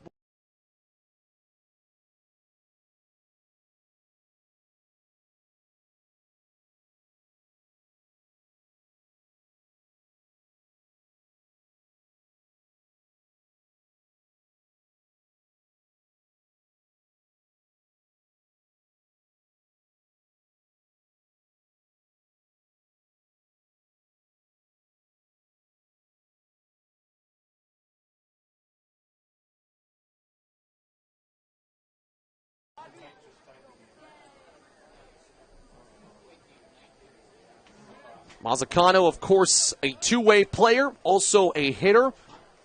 Guy who takes a lot of walks. Great on-base guy for the Woodchucks when he has a stick on it. When he has a stick and he's swinging it. As an arm, more of a heavy strikeout guy.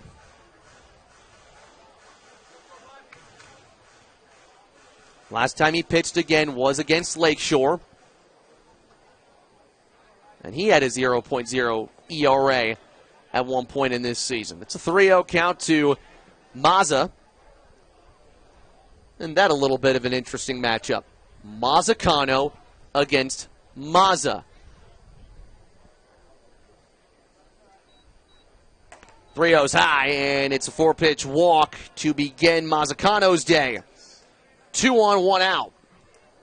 Right fielder number 2, David Miza. And now Mazzacano faces David Miza. Braden has collected 2 strikeouts in every appearance this season. This is appearance number 5 for him on the mound. Woodchucks have needed his arm a little more as the first half has dwindled down. They needed his bat earlier in the season. Last time out, 1 1/3, 2 hits, 4 runs, 2 earned. He struck out 2. First appearance against Green Bay for Mazzacano this year.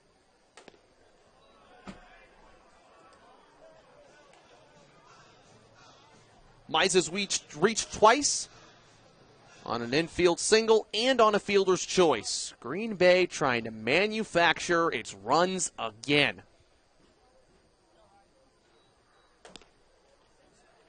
Got the corner that time, 2-1. At the beginning of the season for Mazzacano, there wasn't very long appearances, but he started to stretch his innings out a little more. Had 2 innings against Royal Oak on the road. He's capable of that. And by the way, just because he's in a little trouble here, he is someone that is pitched in and out of jams all season. The runners on base don't scare him.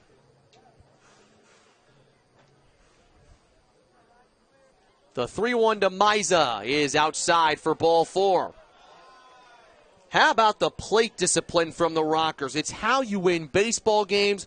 Green Bay has taken 8 walks in the first 5 innings of this game. And they've loaded the bases for the 3rd straight inning.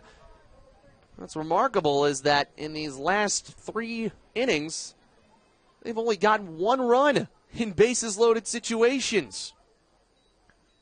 Martin showing bunt, pulling it back for strike 1. He's already got an RBI single.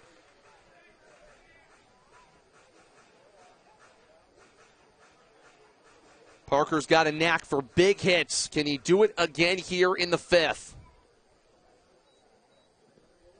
Blocked by Sexton. 1 ball, 1 strike.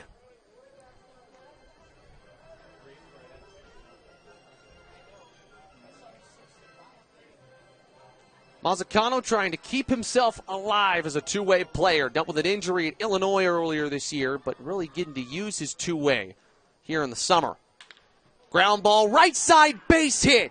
That scores 1. Mazza heading around 3rd. He's going to score 2. Parker Martin comes through again for the Green Bay Rockers and doubles their lead. It's 6-2. 3 RBIs on the day for Parker Martin. And again, not incredibly well-hit baseballs. He's not destroying the ball. It's just well-placed hits for the Southern Indiana Eagle. That is some big help for Green Bay in their lead. Some massive cushion now. And once again, Wausau has to find its way back. And once again, Humphrey's in a situation where a big swing could put Green Bay in a good spot. Bunt down the 3rd base line. Here comes the run from 3rd. It's going to score. Infield hit for Humphrey. He'll pick up an RBI as Guerra could not make the transfer. 7-2 Green Bay. The Rockers are in dreamland right now. In a series where they needed to win one to keep a lead in the Great Lakes West, they are up 5 on the Woodchucks. And they do it with some small ball. Max Humphrey, that's when you know you got a good hitter at the plate. A guy that can lay down a bunt and hit a long ball. And Green Bay showing no signs of stopping right now. This was always going to be a tough game for Wausau to traverse with no real certified starter making an appearance tonight. Got to save your arms, got to take your chances, and you don't want to overuse anybody. That's important in summer baseball. There's a foul off, 2-1. 3 runs for the Rockers in the inning, 3 singles. And finally, they use their walks to their advantage and make the big hits count.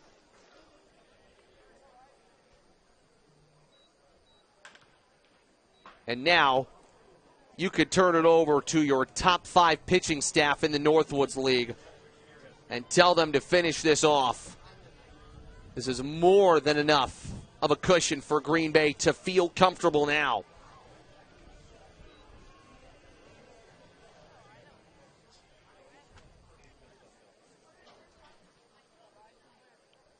Two off the plate.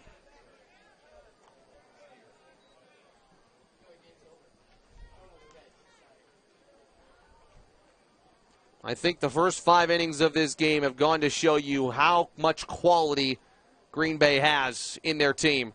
And just how good of a baseball team they are. As Daniel unloads, right center, back goes Malone. He's got it as he stumbles to make the catch at the wall. And there is 2 gone as Martin tags up from second. Just checking to make sure that he tagged up on that play. Well, that's a catch Wausau had to have. Malone stumbling on the warning track to hold on to it. And now you're 1 out away from closing the book on this inning. Another arm prepares in Wausau's bullpen, and Mazzacano has to pick off over there at second base. And even he didn't know that the runner moved from second to third. Now we had, there was an appeal there then. So there was the appeal to make sure that Parker Martin did not, or got his tag in correctly. Runners moving from first, and Max Humphrey will be safe at second base with a stolen bag.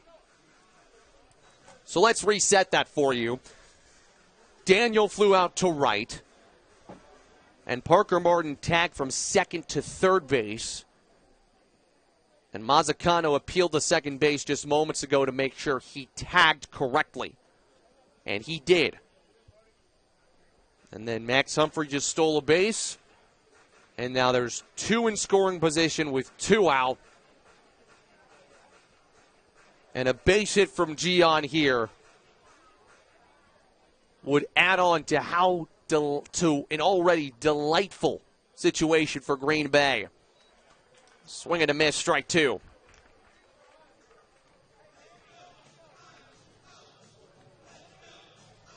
Gian's reached all 3 times. One of 3 Green Bay players to reach 3 consecutive times in this game. Gian looks over, some wise words of advice from his head coach, Josh Merrill. What a job he's done down the stretch here to put Green Bay in this position in the first half. 2-2 is skipped in the turf, and it's full now to Gian.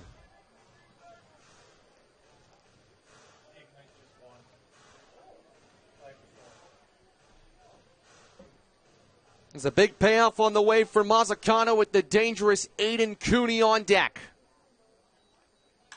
Gian lifts it high in the air, left center.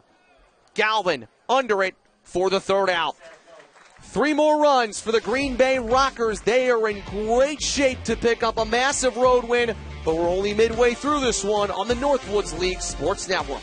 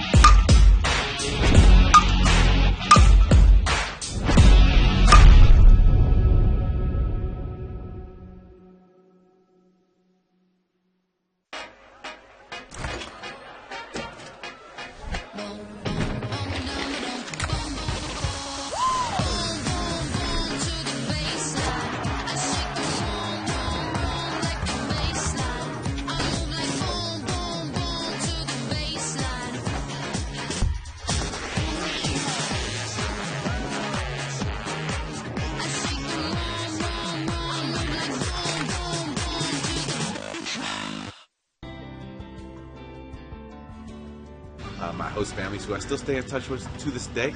Had a great time there. Enjoyed my time playing with the Mashers.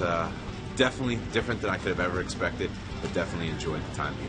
Honestly, one of the best summers I've ever had. I got to stay with a great host family that I still see a couple times a year now, and honestly, it was the perfect introduction into professional baseball. Catch all the action of America's premier summer collegiate softball and baseball leagues at northwoodsleague.com. Purchase tickets to a game near you. Get the latest news and stats on your favorite team or watch live game coverage. While there, check out the selection of Northwoods League headwear, apparel, and more for the sports fan in your life. All proceeds support the Northwoods League Foundation. Visit northwoodsleague.com. Your home for the Northwoods League. Back with you here at Athletic Park, and the Woodchucks are in a big hole here in a make-it-or-break-it game against the Green Bay Rockers that could decide the Great Lakes West title. And so how does this Woodchucks team do with working from behind? Tell you what, Avery Duncan got out of a major jam back in the fourth. That gave Green Bay the momentum they needed to take a 7-2 lead. Outside for Schlotterback, 2-0. Dillon drove in both of the Wausau runs, tied for the lead now in RBIs for the Woodchucks with 27, along with Christian Smith-Johnson.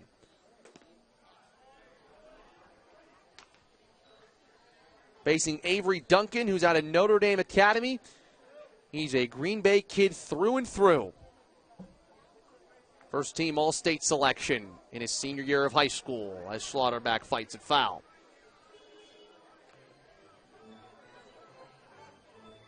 Number 5 overall player from the state of Wisconsin. Back in 2025, or rather 2024. That one sails over the head of Mazza, and the count's full.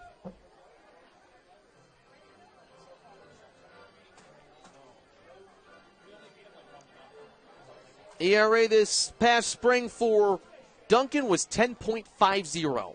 Swing and a miss. He's got Schlotterback. That's the 5th combined strikeout for the Green Bay pitching staff.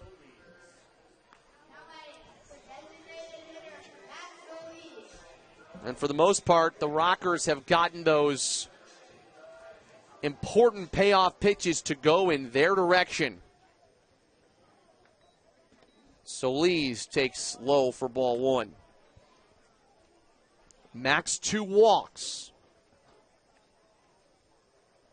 Used his plate discipline tonight.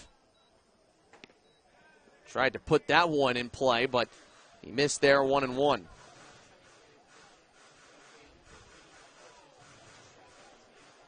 Duncan, a 1.08 ERA for the Rockers this year. Every single pitcher for this Green Bay team can deal.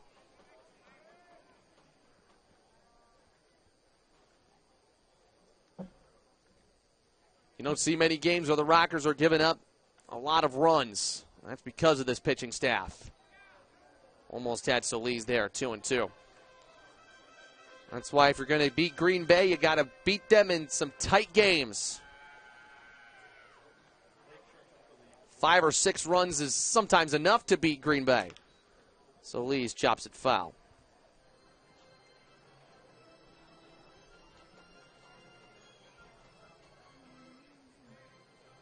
Things are going right for the Rockers tonight. Lakeshore currently leading at Madison, and if that result holds, suddenly Green Bay is in pole position to win this division. They take a 1.5-game lead on Wausau, a 2-game lead on Madison. So Lee sends it high in the air. In the middle infield, it's Gian to take it. And Solis retired for the first time, 2 outs.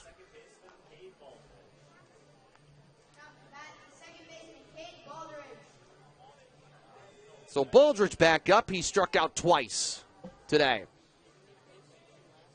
Looking to maybe get a 2-out rally going for the Woodchucks, who are in their exciting, great white uniforms tonight. They're 6-3 in those unis this season. And here's the thing. If this game continues the way it goes, just remember, Wausau has not been swept in a 2-game series by an opponent this year. Green Bay has only been swept once in a 2-game set, which would go to think that all signs point to a series split here, especially with the road team winning the first game, if that holds with Green Bay. But there is still a lot of baseball left. And we know what Wausau can do when they get their bats going and put together a big inning.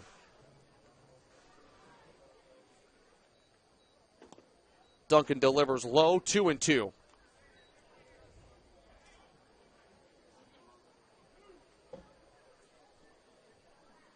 Like we said, Baldridge working with a 12-game on-base streak. Won't continue it there. It's a swing and a miss, and the Woodchucks are down in order in the 5th. Green Bay by 5 as we enter the 6th on the Northwoods League Sports Network.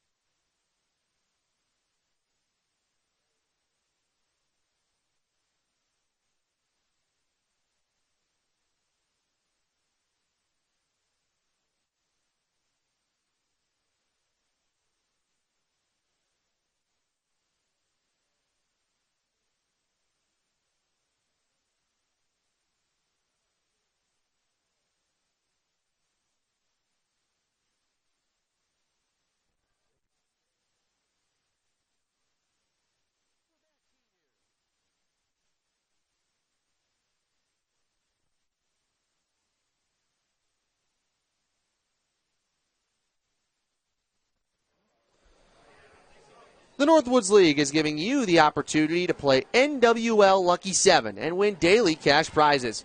It's available to U.S. residents 18 and older and invites fans to compete by making predictions on game outcomes, player performances, and other proposition picks across all Northwoods League baseball and softball games. Daily prizes include $250 for first place. Find out more at northwoodsleague.com by clicking on the gaming tab. Green Bay scored 3 runs in the second, 1 in the fourth, tagged 3 more on in the fifth, and it's because of this excellent plate discipline.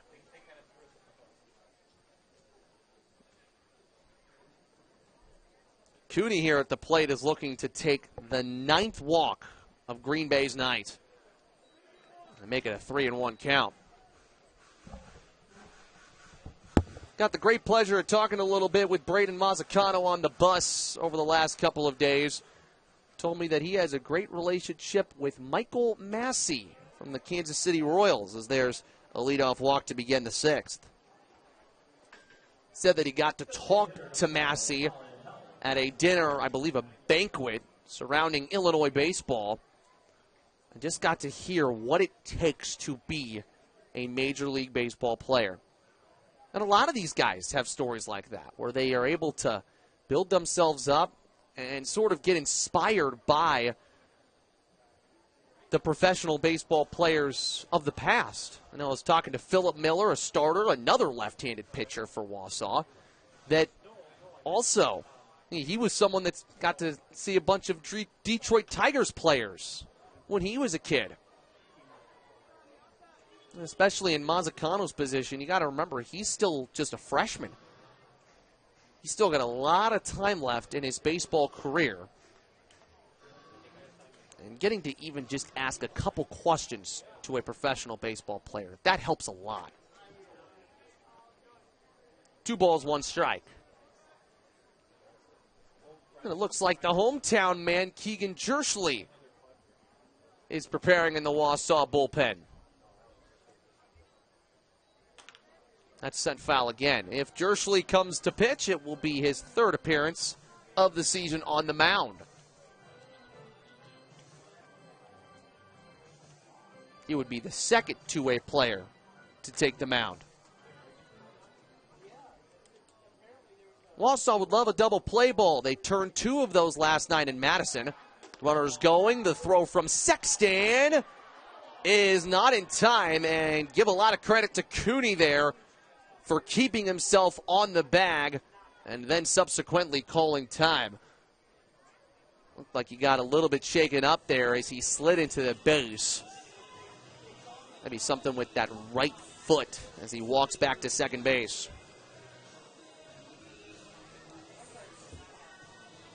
Green Bay's done well. They've used some stolen bases to their advantage today. That's their 4th stolen base of today's game. Humphrey has 1, and David Miza moved all the way to third base after his infield single with 2 stolen bags.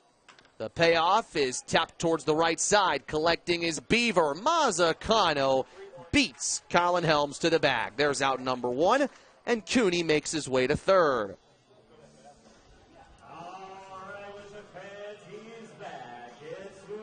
Time for Sage Lancaster, who is 0 for 2 today, hit into a double play and struck out.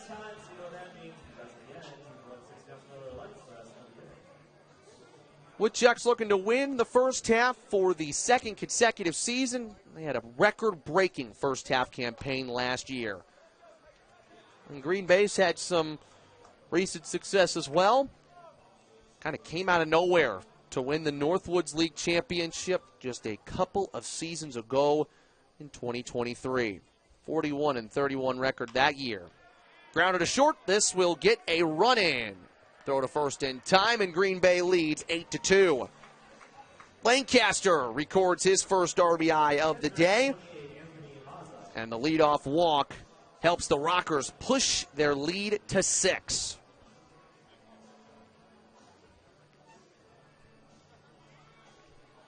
Green Bay's now scored in 4 of the 6 innings against the Woodchucks. And really in this hot streak, the fact that the offense has started to get going for Green Bay and give its pitching some leads to work with, that's been its advantage. And that's why Green Bay's won 5 straight And a win here would be 12 wins in the last 14 for the Rockers. Mazza sends a fly ball into center. Smith-Johnson started back, now jogs in to make the play. The Rockers tag another one on. Green Bay's in good shape. 8-2 leaders on the Northwoods League Sports Network. Stay connected with America's premier summer collegiate softball and baseball leagues at northwoodsleague.com. Purchase tickets to a game near you. Gear up and support the Northwoods League Foundation with every purchase from our online store.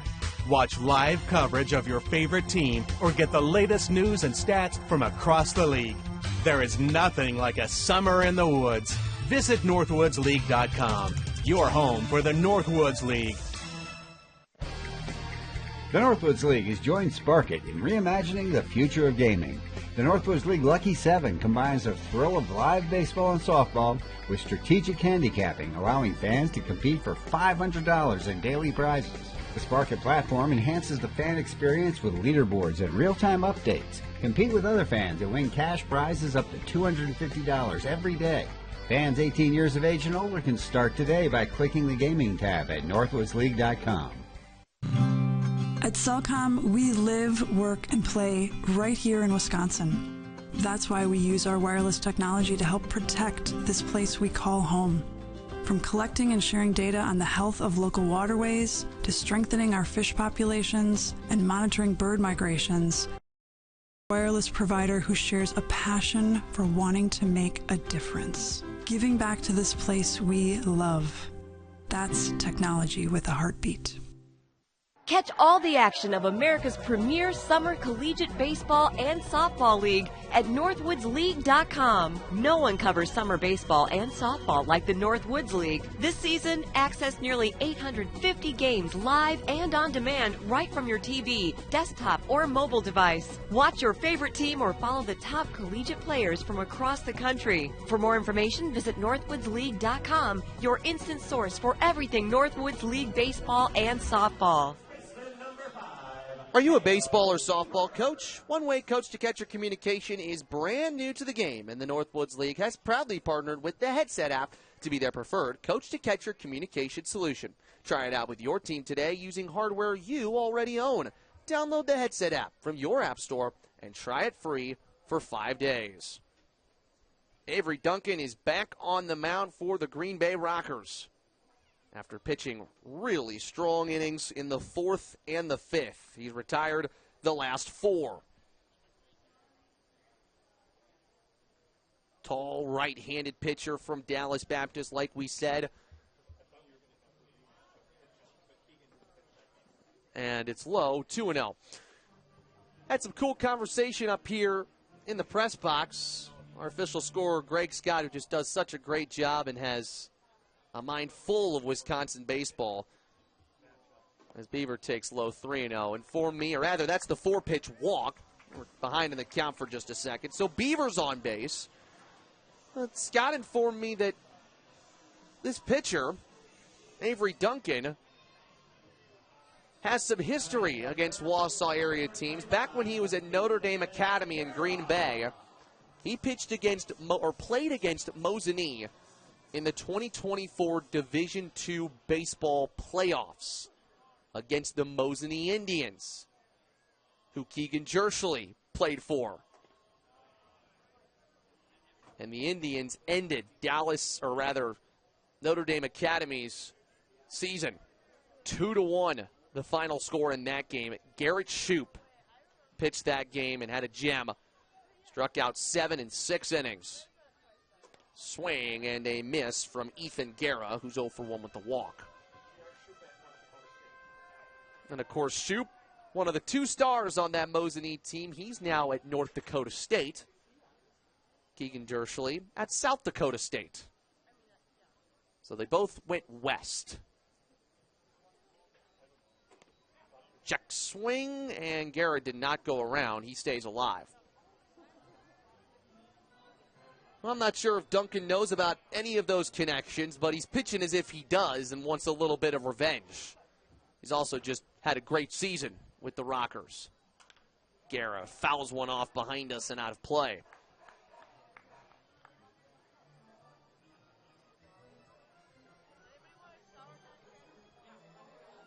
Also, great coaching on Josh Merrill's part. Avery Duncan has had a lot more success against left-handed hitters than the starter Ono did this season, or earlier today. Lefties are hitting just a tad under 100 against Duncan. Righties a lot better in that department. I believe they hit over 200. But even then, it's still tough to hit this guy no matter which side of the plate you're hitting on. Good fight here. This has been a good at-bat from Guerra. Started down 0-2. He's brought it back to 2-2, looking to find some contact.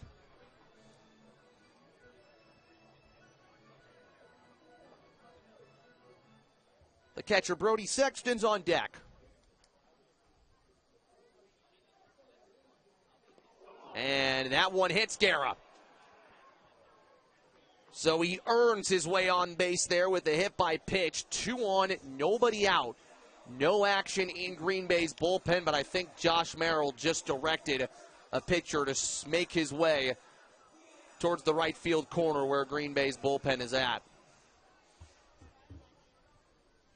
And maybe a little bit of time for anybody for Green Bay to get warm as Mazza and Duncan have a quick conversation. That has been Green Bay's advantage in its wins, when the relief pitcher is stronger than its starter. And we saw that in Green Bay's 6-4 win over Wausau back in May.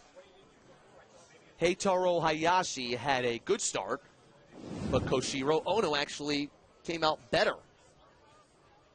One hit him square in the ankle. Sexton has a single today.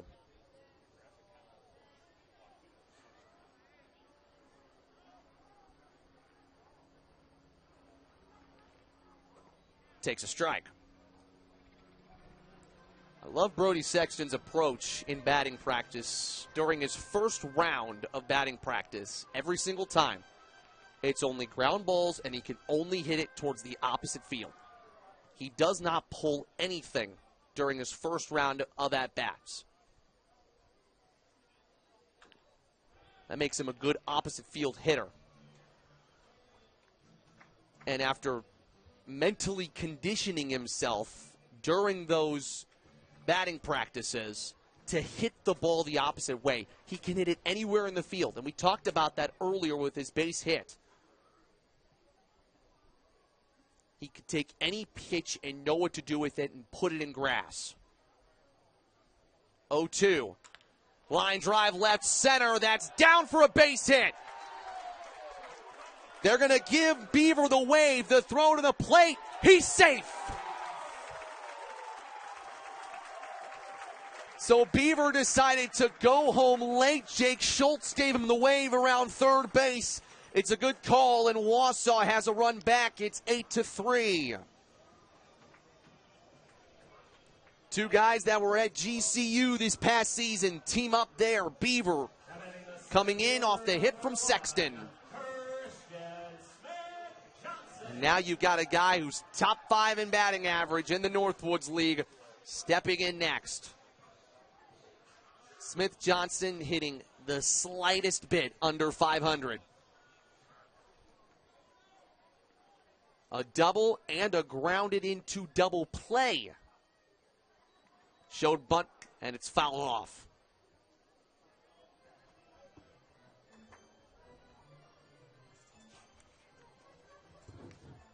Smith Johnson, the first time he faced off against Green Bay in the 2-game set in May. 2 for 4 with a triple and 2 RBIs. Also moved a lot on the base pads in that series. He stole 4 bases, and 3 of them in 1 game.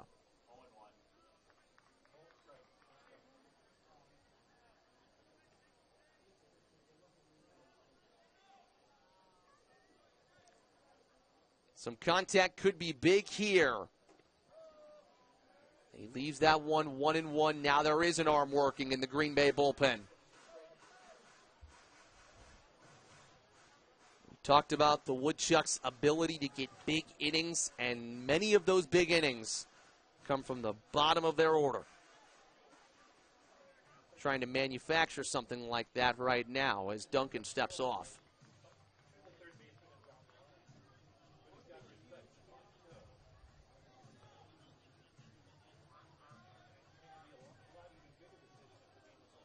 Smith Johnson's got some power too. 2 home runs on the year. That time he tried for some small ball, pulls back a bunt, 2-1. There was some wind earlier. It's died down a little bit. If anything, it's moving left to right in the outfield.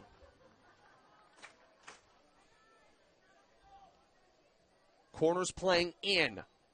Swing and a miss. Strike 2. That was a breaking ball from Duncan. But as you can see, Christian Smith Johnson's got a lot of power. Second in the division in slugging percentage. Could use some slug right now. Little tapper that will go foul, and Noah Malone, the man on deck, will reach for it.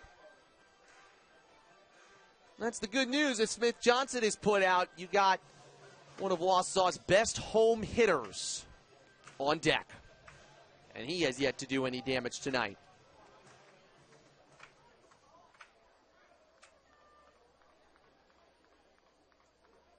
Avery Duncan's 2-2 is cut on and missed for strike 3. The Rockers have found strikeouts when they've needed them today, and that continues there. Third strikeout for Duncan on the day.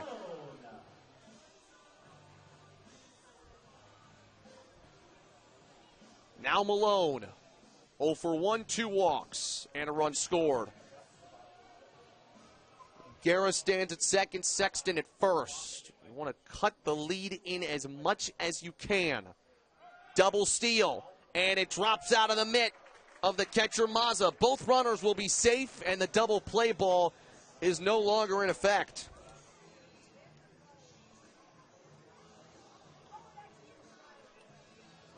From the looks of it, Guerra and Sexton will both be credited with stolen bases, and a base hit drives in 2.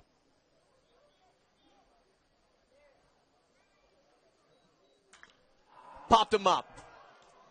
Middle infield, Parker Martin is going to have things here as he makes the catch. Had to drift over to his left at the last second to make that play. Now you rely on a lefty in Max Galvin. These are the sorts of moments that you brought him back for. Galvin, 2 home runs, hit just around 300, or just over 300 against Green Bay last season. Loved playing at Green Bay because of their short porch and right. He hammered a couple balls over that last year.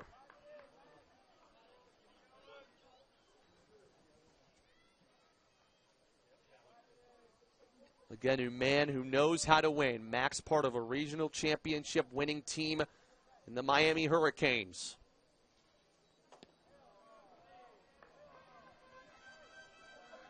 And if Galvin could get a base hit here, you put yourselves back in a chance here in the 6th.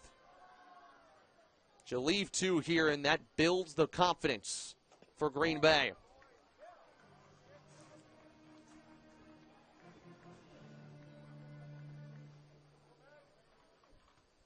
Galvin 1 for 3.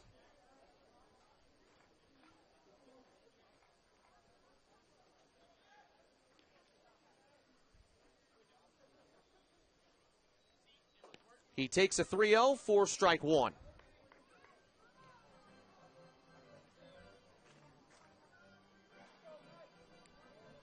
Second summer collegiate baseball team that Max Galvin has played for. He played back early in his career for the Woodstock River Bandits, but came here last year and back for year 2.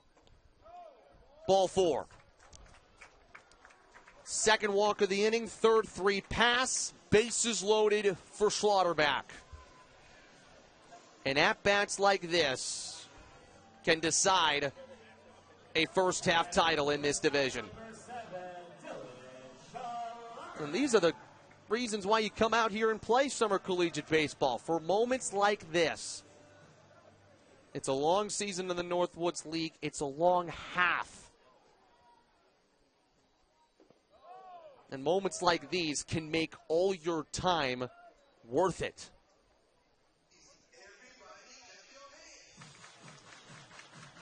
Dylan, some good, some not so good tonight. A double, 2 strikeouts.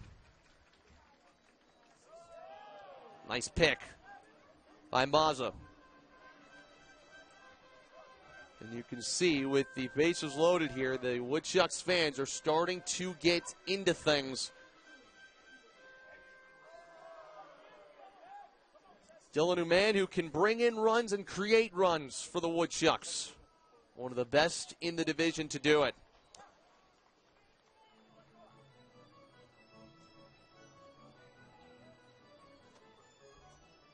Rockers have stranded 9 tonight. Woodchucks just 6. You don't want to leave them loaded here. Good take, 3-0. Something tells me this could be the last batter that Avery Duncan faces. And if Schlotterbeck can jump on a pitch, who knows? He did hit a home run here on Tuesday. Ball 4, a run will score. Back-to-back walks from Schlotterbeck and Galvin push across a run which is Guerra. And Dylan has his 28th RBI as a Woodchuck. Here comes Josh Merrill. That will take care of Avery Duncan's day. He will leave with the bases loaded in the bottom of the 6th. And Wausau just continues to keep things interesting. We'll tell you about the new pitcher for Green Bay right after this here. It's 8-4 on the Northwoods League Sports Network.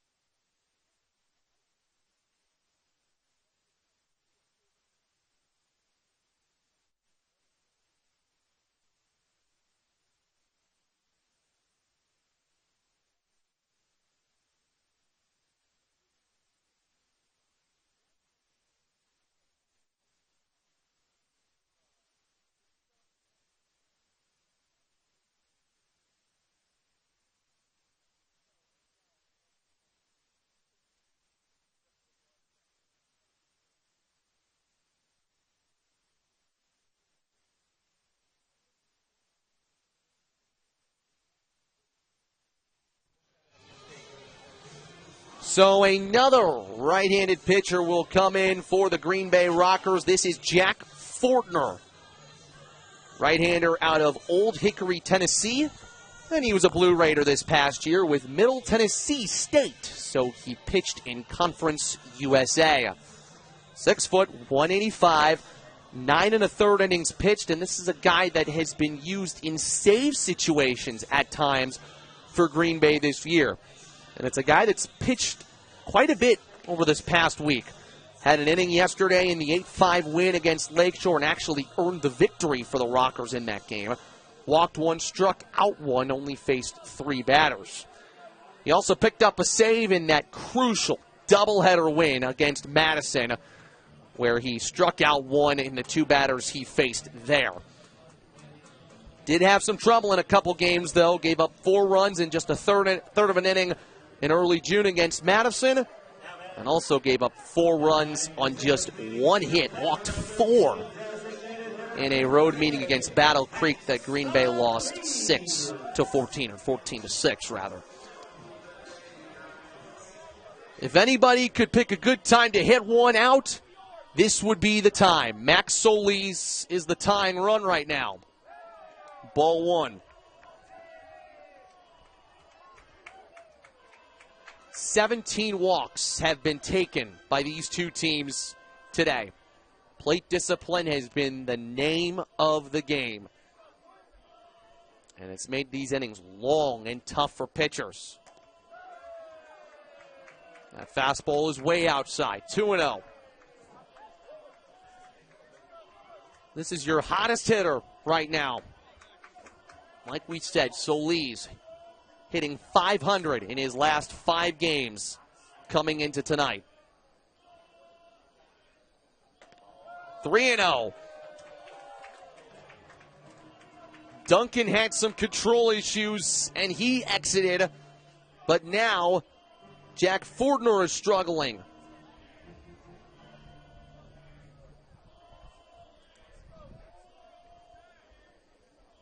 Little jab at third by Sexton. There is strike one. If you're Max Solis, this is exactly where you want to be. Hitters count. Fortner's got to attack you. He's got no place to put you. He can maybe give one a ride. 3-1 is in there for strike two. Solis doesn't even know it. He has to go back to the batter's box. Gives the my bad sign to the plate umpire, Nick Mayer. And I think it was an honest mistake from Solis the whole way. He did not know that it was strike two. He genuinely thought that was a walk. All the runners are moving, and Solis fouls it away.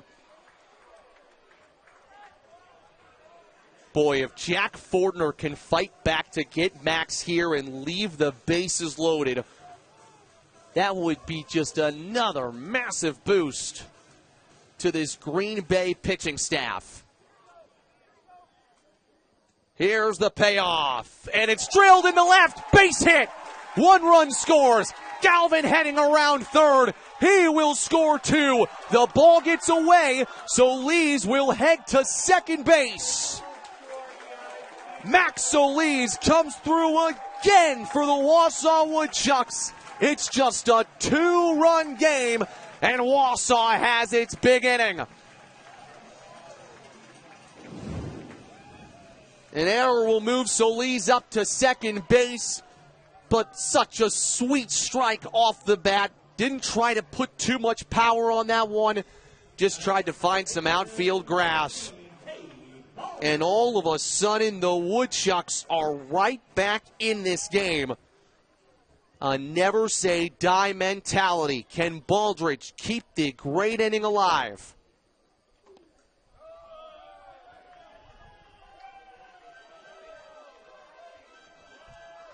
Cade, the only hitter for Wausau not to hit in this inning. Green Bay led this game by 6 coming into this frame.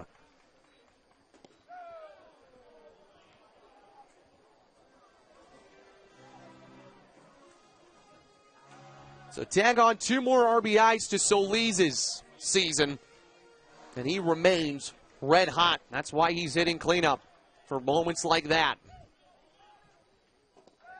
Baldridge takes low, 2-1.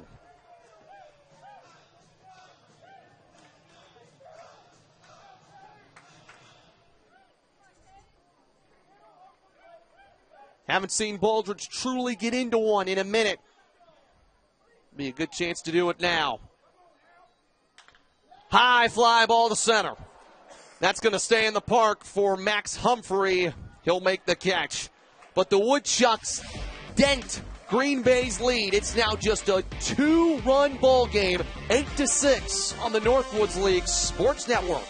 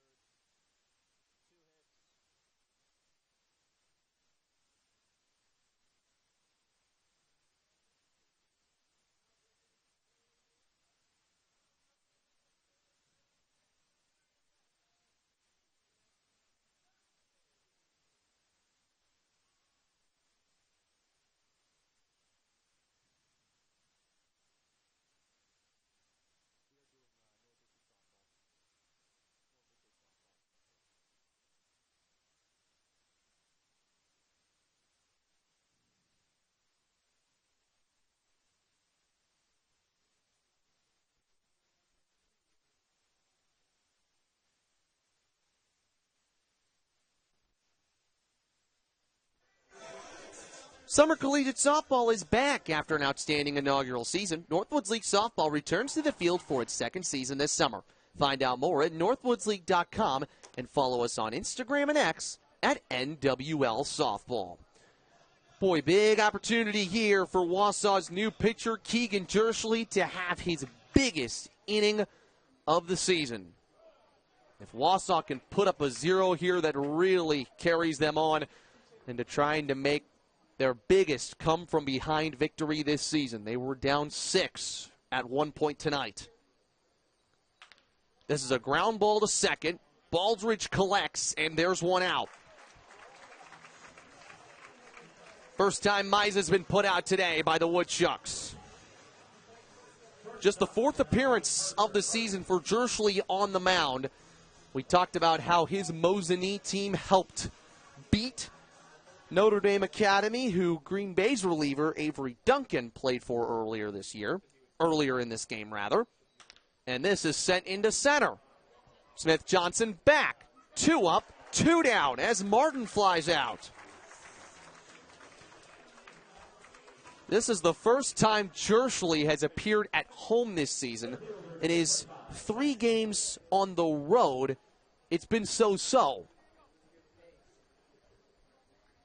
Got the final out in a big win against Kalamazoo on the road. That was his first appearance, and actually, this is his 3rd appearance. As Humphrey showed bunt there, but pulls it back. Made the start last Friday against Lakeshore. Had a tough first inning, pulled it together in the second inning. But Corey Thompson elected to take him out pretty quickly and go with Ethan Jezierski for the majority of that game. But now he's back in front of a lot of home faithful. He looks comfortable up there. And with one more strike, he can give Wausau its first 1-2-3 inning since the 7th, or rather since the 1st. The 1-2 to Humphrey. Got him swinging! Keegan Jerschley, the Mosinee native, puts up a big 0 for the Chucks. We stretch here in Wausau on the Northwoods League Sports Network.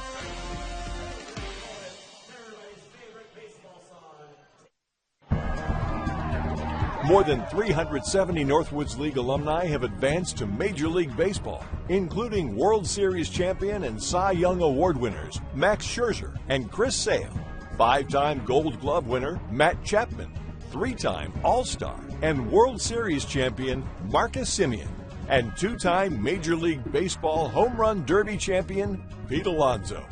This is Northwoods League Baseball.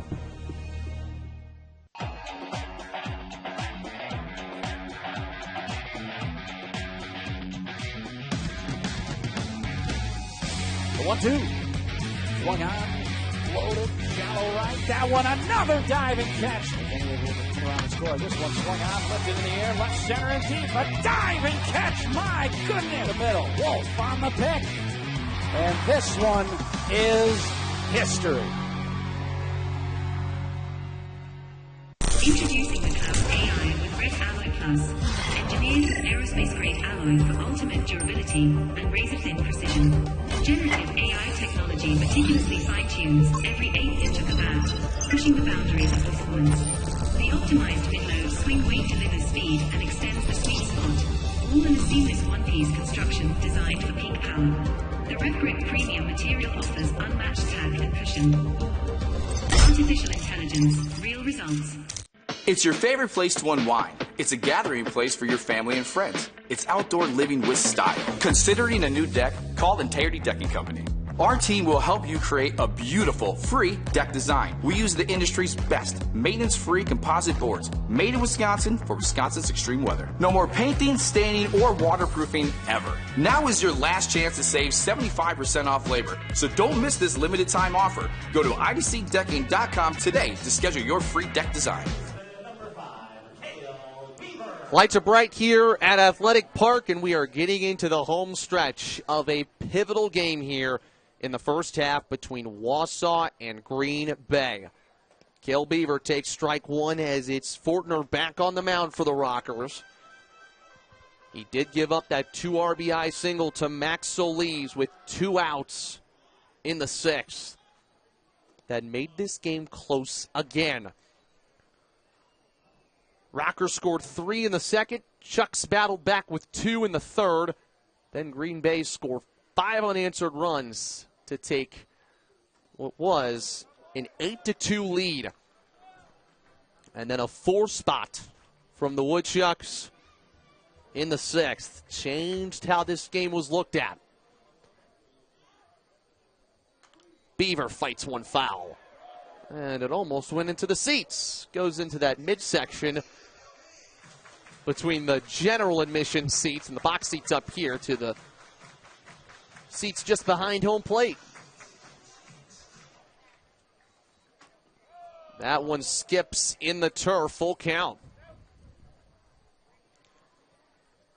What about that big 1-2-3 inning from Keegan Jerschley to get the Woodchucks straight back off the field and back into the dugout and back to swinging. Beaver puts it foul, and the count remains full. Got to give credit to some of these guys in Beaver, Baldridge, and Beaver, Guerra, and Sexton for sitting for a good amount of time here over this last week, but being ready to play when their name was called. A couple of guys needed off days in Birkeland and Rodriguez. These guys have stepped up in their place. That's why baseball is a team game. You need everybody to win a baseball game.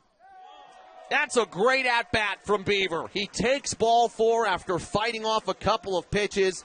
His second leadoff walk in as many innings. Guerra was hit by a pitch. He also put together a good at-bat, and that's been a bit of a key for the Woodchucks here in these last couple of innings. Put together strong at-bats. Take Green Bay deep into counts.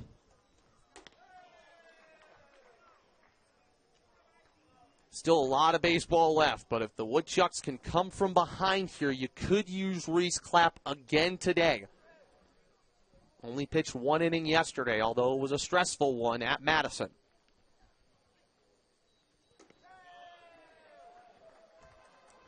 Well, time's going to be called by Mazza here. He's going to go talk to Fortner. Last night's win for Wausau was incredibly impressive. 4th game this season where the Woodchucks shut out an opponent through 9 innings.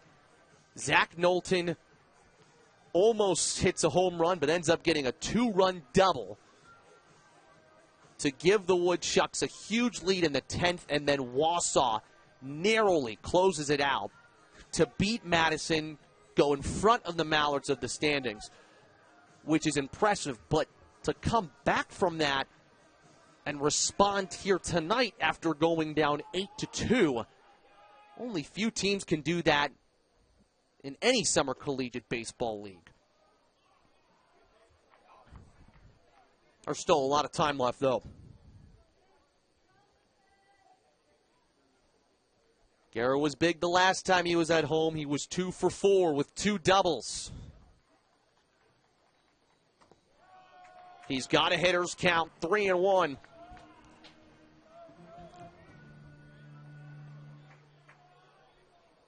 Another arm prepares in the Green Bay bullpen. How much time does Josh Merrill give Jack Fortner here? Guerra sends it foul, and we've got another full count. Early in this game, the full count pitches favored Green Bay. They took really good swings, got RBIs, even a home run on a full count pitch. But now that trend is starting to favor Wausau.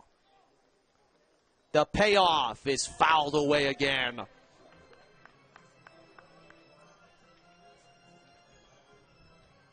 They're refusing to strike out. However, it is important to note that the Woodchucks have struck out in every inning but 1 tonight. Green Bay's gotten some swings and misses, that's for sure. Guerra takes high. Back-to-back walks to begin the 7th, and you can feel the energy from this Athletic Park crowd. That's going to be it for Jack Fortner. Josh Merrill will dig back into his bullpen as the Rockers will bring a new arm out. Wausau edging closer. They've put the tying run at first base as Green Bay makes a pitching change here on the Northwoods League Sports Network.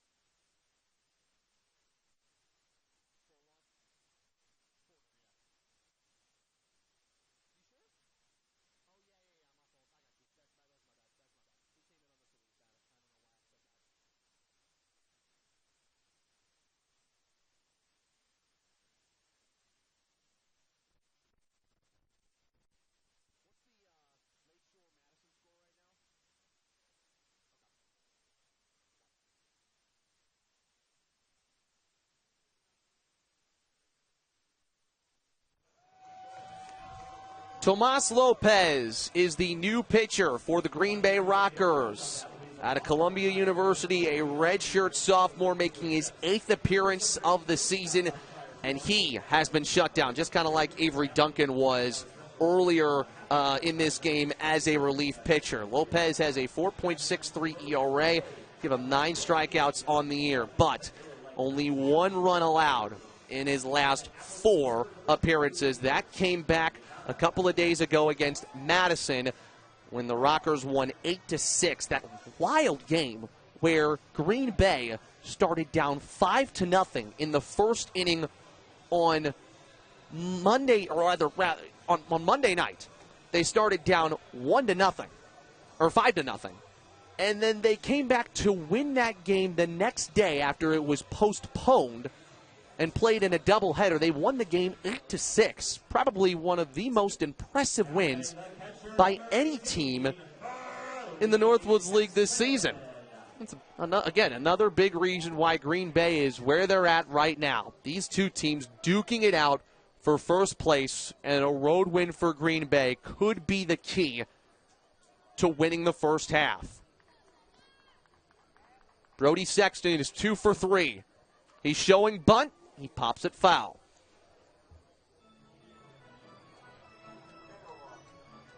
So after that, Mazza will go to his new pitcher in Lopez.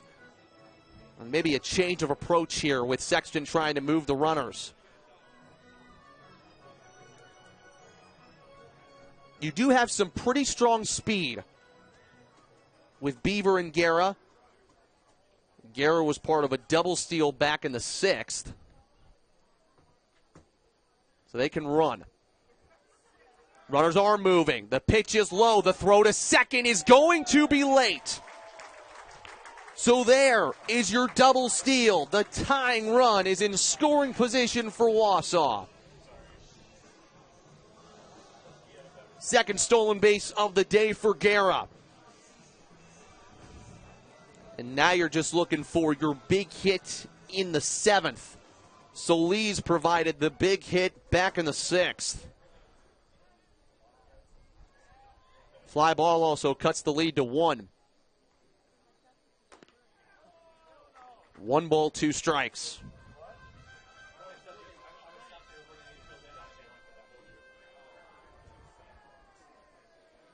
Couple of Wausau arms just preparing just in case. The approach for their pitchers might change a tad if Wausau comes back to take the lead. Sexton puts it high in the air to left. Daniel back, tracking back to make the catch. Runner tags from third. That's Beaver. He scores without a throw. So a fly ball does get a run home. Sexton has his second RBI. It's 8-7.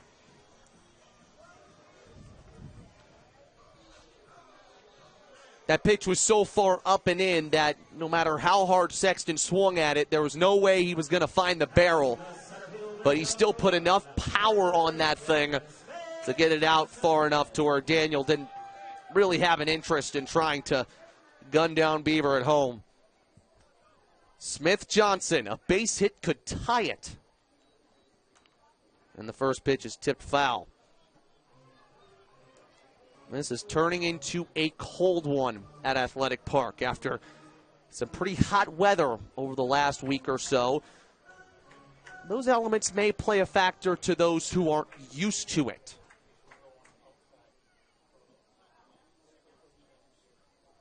Lopez's 0-1 is hit into right field for a base hit. Guerra's getting the wave around. Miza's throw to the plate.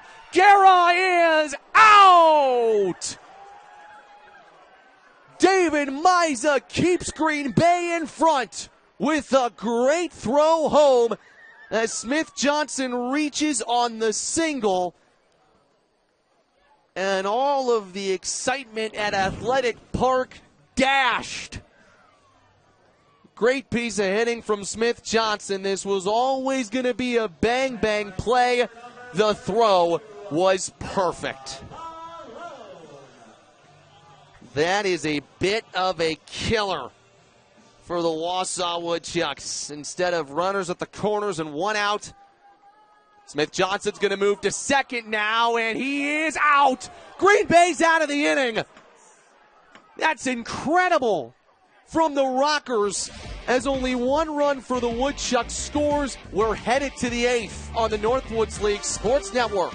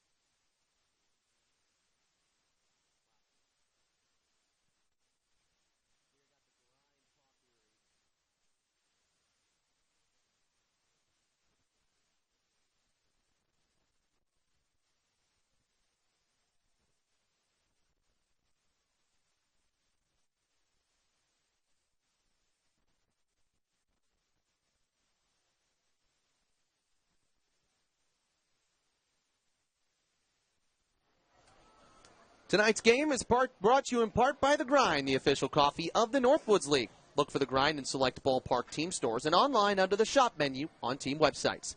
A portion of the proceeds for each bag sold will go to benefit the Northwoods League Foundation. You can see right there that the umpires are having a little bit of a discussion before the inning begins, the top of the 8th. That's because tempers flared right after Christian Smith Johnson was caught stealing second. Following the end of the 7th inning, you could see Smith Johnson and a couple of the Green Bay players exchanging words, and something was definitely said out there that Smith Johnson definitely took offense to. Josh Merrill was unhappy about something as well. Both coaches had some conversations with the umpires while we were at break. And The umpires are making a gesture towards us. There'll be a warning for both teams in total. Smith Johnson was not ejected. He's back out there in center field. But you want to keep the tempers to a minimum here. Both teams know how big of a game this is. And the fact of the matter is that inning could have gone a lot worse for Green Bay. Somehow they hold the lead, and they need 6 outs. And now if you're Wausau, you need Jerschley to make his mark and pick up a second 0. He got through the Rockers quickly in the 7th. That's sent foul by Caleb Daniel and out of the park. The lefty Tucker Russell is preparing for the Woodchucks in the bullpen. He pitched the 9th against Lakeshore on Tuesday. 1-1 is low.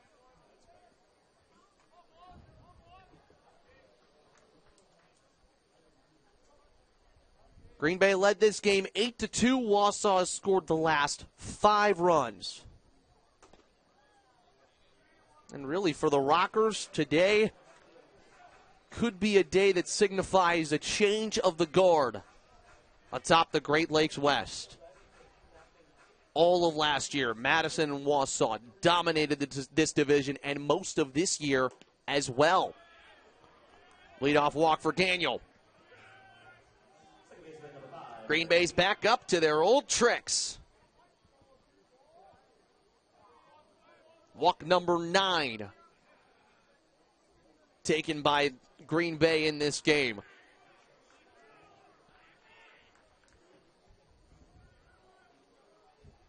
Wausau has been pretty consistent atop the Great Lakes West standings for most of this season. They were in the top 3 since day 1.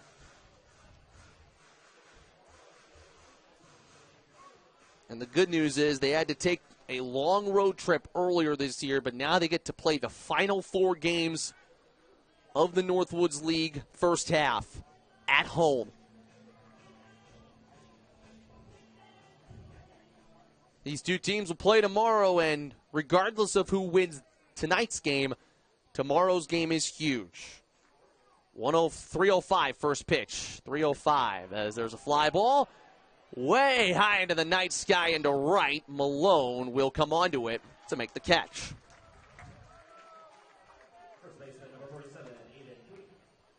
What the feeling is here, if Wausau wants to give itself the best opportunity to win this division, they probably need a sweep.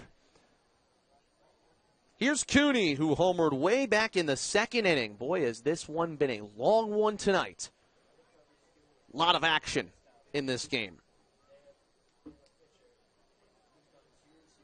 Daniel stays, and that's a fly ball for Cooney. Down the third base line, Guerra makes the catch in foul territory.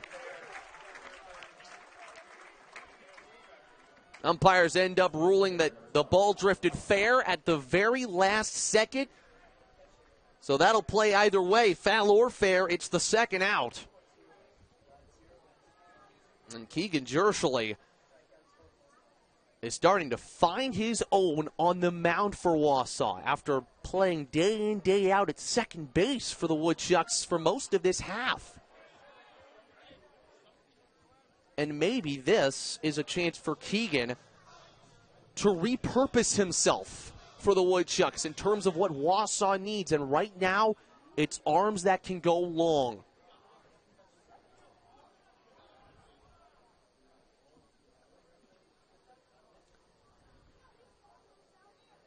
"1-0 is a line drive into left. Galvin's back to make the catch.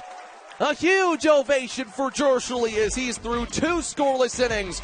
Wausau down by just 1. We're into the home stretch on the Northwoods League Sports Network. Catch all the action of America's premier summer collegiate softball and baseball leagues at northwoodsleague.com. Purchase tickets to a game near you. Get the latest news and stats on your favorite team or watch live game coverage. While there, check out the selection of Northwoods League headwear, apparel, and more for the sports fan in your life. All proceeds support the Northwoods League Foundation. Visit northwoodsleague.com. Your home for the Northwoods League.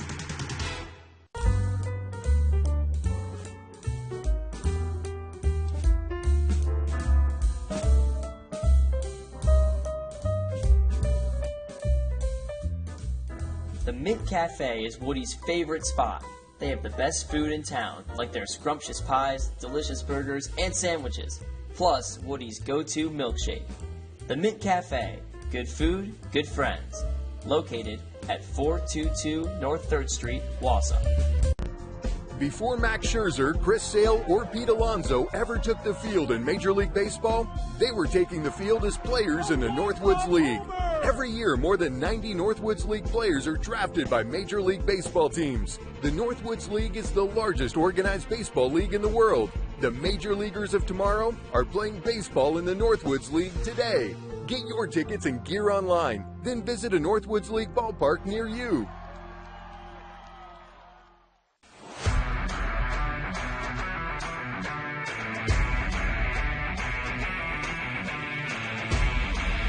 The Honeybees have walked it off in 8.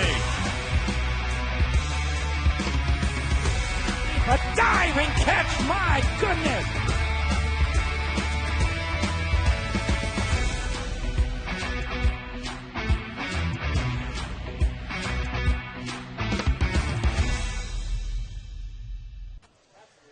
The Northwoods League is proud to partner with the authentic Stadium Mustard this season. For over 50 years, Stadium Mustard has been offered at stadiums, ballparks, and arenas coast to coast. And the Wausau Woodchucks are proud to be serving Stadium Mustard here at Athletic Park. Loved by millions, Stadium Mustard. This battle between the top two in the Great Lakes West has lived up to the billing. Who's going to pull it out? Malone takes strike one to begin the 8th. Tomas Lopez doing a job here for the Green Bay bullpen. Malone yet to get a hit today. That's uncommon. Pops off the glove of Mazza.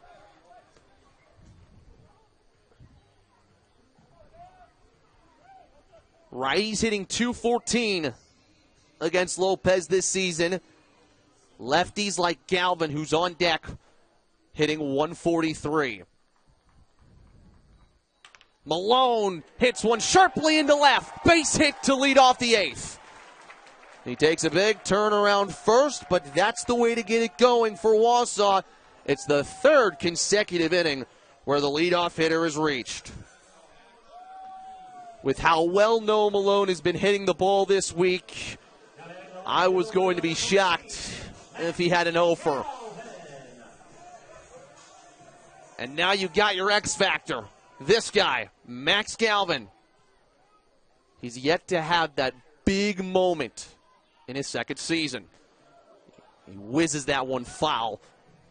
It bounces off the padding on the 3rd base line.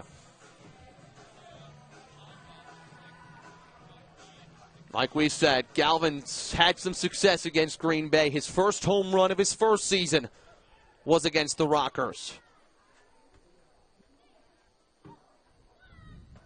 Strike 2. Credit a lot of these Northwoods League pitchers that have faced Galvin for not being phased at all about the big name for Wausau. Won the home run derby last year. All-Star MVP. Ground ball to the left side. Could be 2. Martin to Gian. The relay will not be in time, but Malone is out at 2nd base. So good hustle from Galvin to make his way to first. Now you turn it over to another guy who's had a great year. Dylan Schlotterback, 28 RBIs for the Woodchucks. Already had a double in the 3rd. And the powerful Max Galvin waits on deck. Lopez fires outside and high.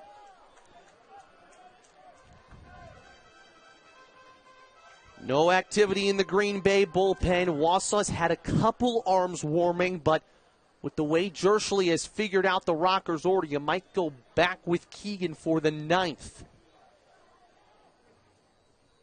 Schlotterbeck lifts one into the infield, right side for Gian. 2 outs. And just when you thought Wausau had something brewing here in the 8th, Tomas Lopez gets the 2 and 3 hitters in Wausau's order. Solis a 2-run single in the 6th. Wausau has not led today.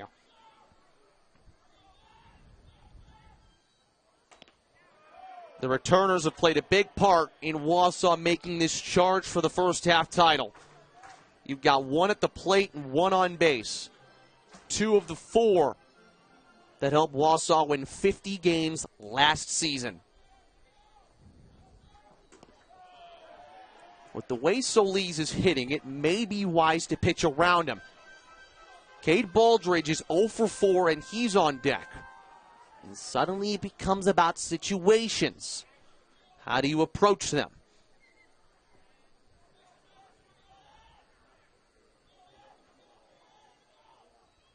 Solis takes one down the middle. 2-1. This crowd certainly believes that Wausau can come back in this game. At 8-2, this game looked dead. Wausau breathed new life in it. That one gets behind Mazza. Galvin will move up to second. Wild pitch to move the tying run into scoring position. And you just think, will you have this opportunity again? In this hot streak, Solis hasn't had to hit under a ton of pressure. Now he is hitting under pressure. He's got a 3-1 count. Solis takes ball 4. He'll trot his way to first base, and now it's up to Baldridge to keep the inning going. 3 strikeouts, a flyout for Cade. He's been hitting on the left side the entire time today. He started to feel more comfortable over there as the season has gone along. Lopez has been clutch for the Green Bay Rockers in these last couple of days. 2 saves in his last 3 appearances. 2 on, 2 out. Ball 1.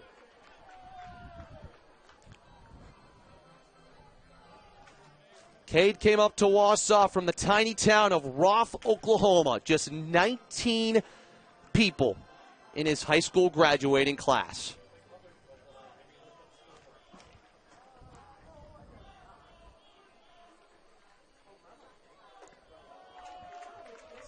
Started his career at Cowley Community College, worked great enough there to get a commitment to Kansas. Came in midway through the first half. Wausau had already put a good chunk of games into their season, provided a massive boost, especially on the road trip. Had some big hits late. Nice slider, 2-1. Beautiful right to left movement there on that pitch by Lopez. Man out of Redondo Beach, California. Only allowed 9 hits in 12 2/3 innings. Time called, and that's a pitch clock violation anyways. And the home plate umpire is going to give us a 3-1 count. Josh Merrill was not pleased, came out of the Green Bay dugout to say something to our plate ump, Nick Mayer.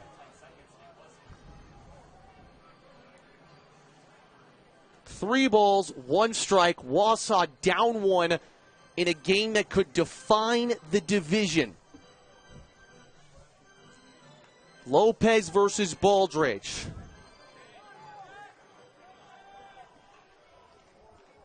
Beaver on deck. Baldridge lifts it down the left field line. Will that stay fair? No. It goes foul. And the count goes full.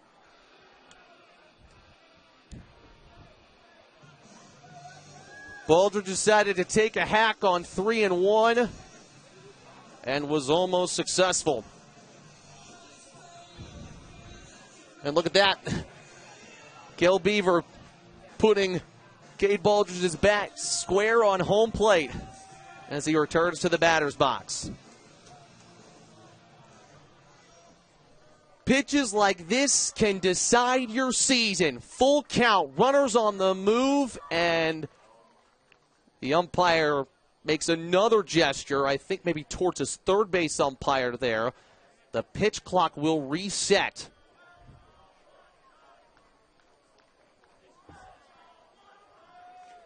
One of the biggest pitches in the Great Lakes West Division in the first half is coming up right now. Foul away towards the Woodchucks dugout. A couple people flinched as that one came through.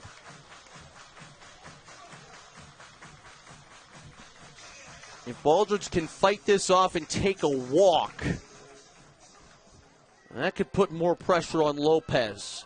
We've seen some great at-bats today between pitcher and hitter.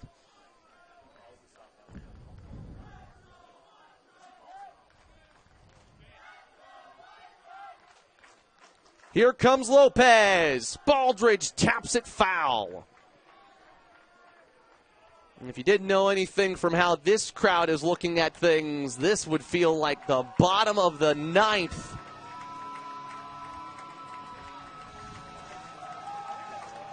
This is what you've worked your entire first half for. 2 incredible teams playing out a classic tonight at Athletic Park. The Woodchucks were down 6 earlier tonight. Full count pitch. Lined up the middle, but straight to Max Humphrey, and the Rockers are out of the jam. Green Bay is 1 step closer to a massive win as we go to the 9th on the Northwoods League Sports Network.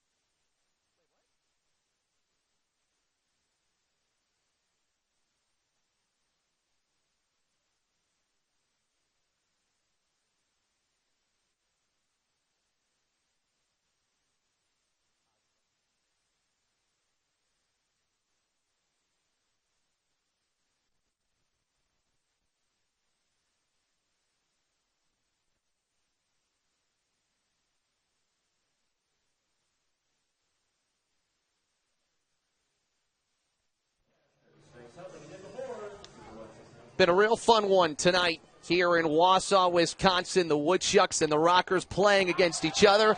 And one pitch, one out as Guerra catches a line drive at third base. Jershly, how about it? He's retired 7 of the last 8 as Lancaster is down for the 4th time today. Playing with a new confidence that I've never seen out of Keegan Jershly before. He hasn't played as often in these last couple of days as he did when he was hitting earlier this year. As that one sent down the left field line, Galvan with some big closing speed to get out number 2. Made a great throw earlier, Max Galvan, to gun down a runner at home, and if the Woodchucks can come back to tie this game, that could play a massive role. Remember, he won finest in the field in left field last year in the Northwoods League. David Miza takes the ball low. Keegan Jershly has thrown as many innings here in this appearance as he did in the entirety of the other 32 games in the first half. Now he's looking to make it 3 scoreless and give the Woodchucks a chance to tie or win it in the bottom of the 9th.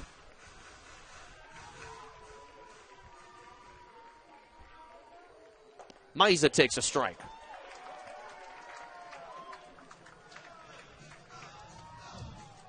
A guy that plays with a lot of speed, don't be surprised if he tries to lay one down here to get on base. He doesn't, and he's got a hitter's count. Green Bay looking for its 6th consecutive win. The streak started against Madison with 3 straight, then they won 2 in a row against Lakeshore. And boy, is Keegan working quickly. Just like his old days with the Mosinee Indians, where he was mowing down Class 2 Wisconsin hitters. I think some people are more excited that Jershly's pitching than they are with the Woodchucks making this comeback right now. Can Jershly go 1, 2, 3 again? No, he can't. That one sails away, ball 4. And Miza reaches.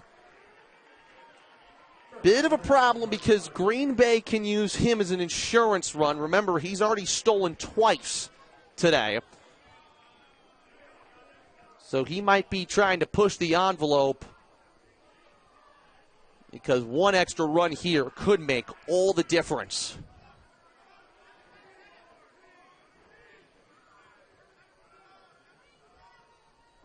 Martin whacks it foul behind us and into the netting. Or behind home plate, rather. Boy Parker had some big hits. That 2-out RBI single in the first, and then a well-placed 2-run single in the 5th for the Rockers. Runner stays. Martin laces it right to Baldridge. Beaver, Guerra, Sexton due up for the Woodchucks. They're down 1 heading to the bottom of the 9th on the Northwoods League Sports Network. You have to be dedicated to playing in Northwoods League. You know, they play the games and it's serious. You know, I mean, you're looking at maybe an opportunity to be a professional athlete in baseball. The league provides a superior player experience with unparalleled technology and supportive player development and visibility. TrackMan and Synergy data reporting is available to all players and Major League Baseball teams. The Northwoods League is the ultimate collegiate summer baseball experience. Here's your food. Thank you. Hey, your food's right here. Have a nice day. Thanks, you too. Food's here. Food's here. Best pizza.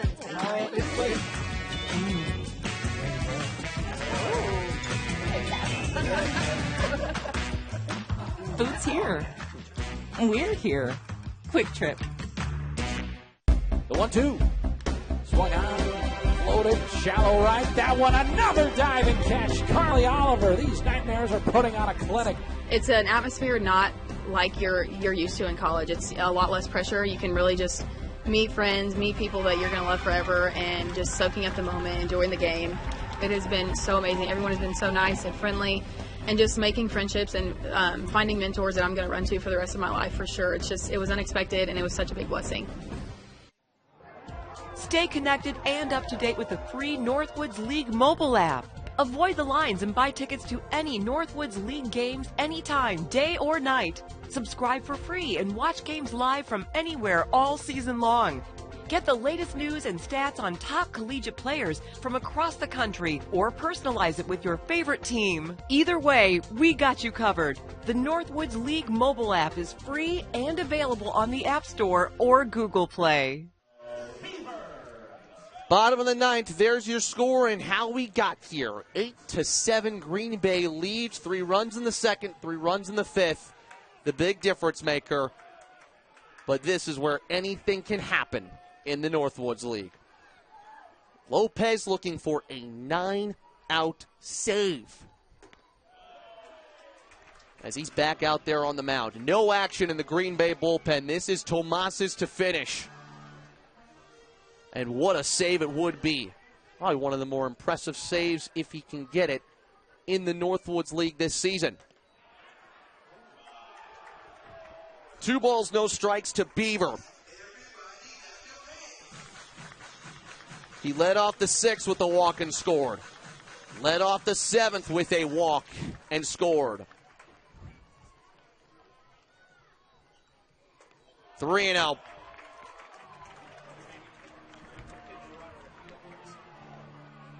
Could potentially see a pinch runner if Cale Beaver reaches. He represents the tying run. It's a 4-pitch walk for Cale Beaver, and the tying run is aboard. Here's your pinch runner. It'll be Zach Knowlton. That makes perfect sense. And by the way, you credit Wausau with trying to push the tying run over. Not necessarily looking to win it, but they need the tying run to send it to the 10th.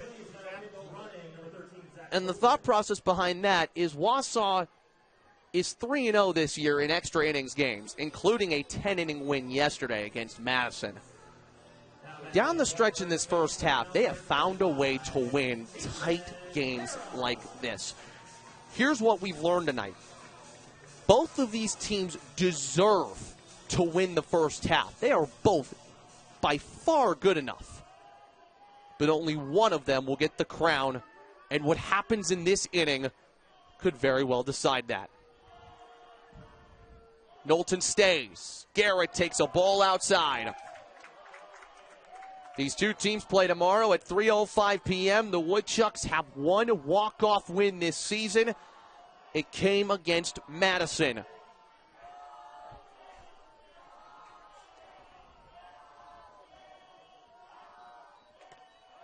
Inside, 2 balls, no strikes. The Woodchucks were down 8-2 earlier in this game. Green Bay looked destined to pull away, and Wausau's been fighting back ever since.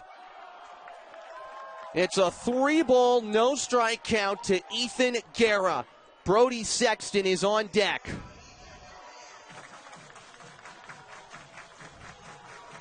Deep breath, Woodchucks fans.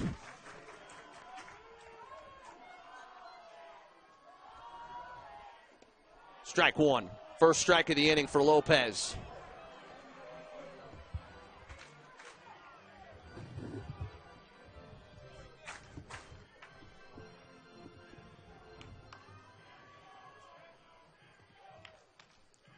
Lopez fires. Low for ball 4. The tying run is in scoring position. The winning run stands at first. And now, a pinch hitter for the Woodchucks. Who else but Jake Birkland? As there will be a meeting on the mound for Green Bay. This is as storybook as it gets. Corey Thompson will go to his hitter, Jake Birkeland. He called him his favorite player that he's ever coached. He gives him some words of advice off your screen as Birkeland comes to hit after taking most of this day off. And how about Corey Thompson going with the player he knows best to try to put through the biggest hit of the first half? A massive buzz from the Woodchucks crowd as Birkeland was announced there as the pinch hitter. He'll hit for Sexton. Chance of let's go Jake from the Woodchucks crowd. First baseman playing tight. It's a bunt. He pulls it back. It's another ball. Woody, get out of the way. Woody, get out of the way.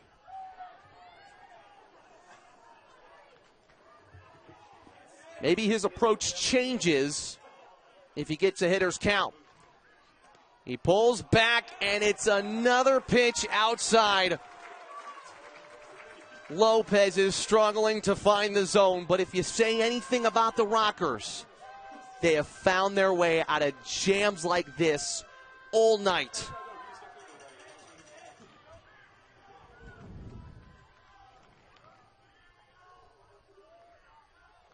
Here comes the bunt attempt. It's laid down and popped foul over the netting.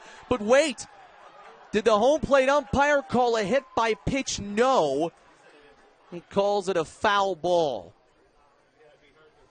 Josh Merrill was about to come storming out of the dugout. Had that one been fair, or had that one been a hit by pitch. 2 balls, 1 strike. You're trying to get one down the third base line and move both the runners for Christian Smith Johnson.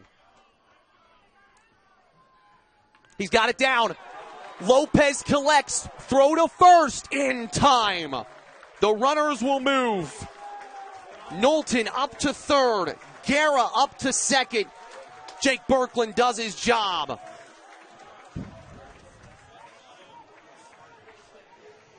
And now Wausau's best hitter comes to the plate.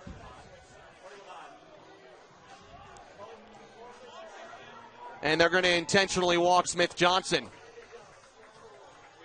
Put the double play ball back into effect as Noah Malone will now come to the plate.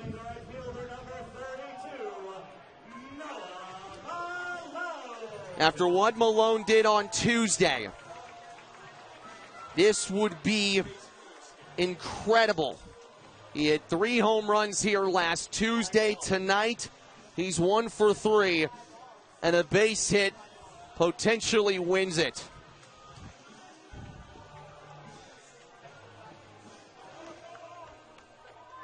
The bases are loaded.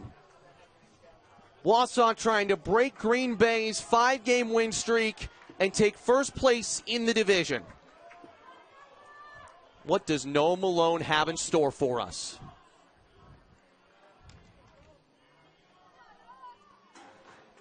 Inside for ball 1. You can't worry about winning the game right now. You got to worry about tying it.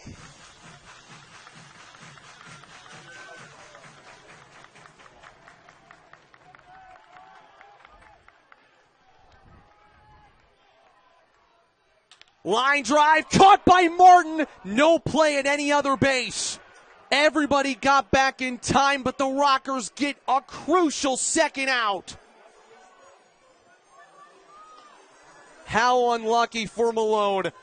If that's put in a gap, the game is over. And now Galvin. The returner. The all-star, the hero, the legend from last season, with a chance to build on his legend right here. Swing and a miss, strike 1.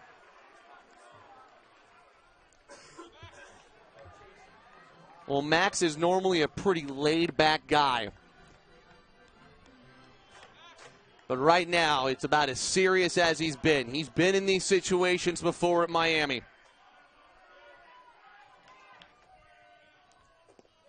Low and away, 1-1.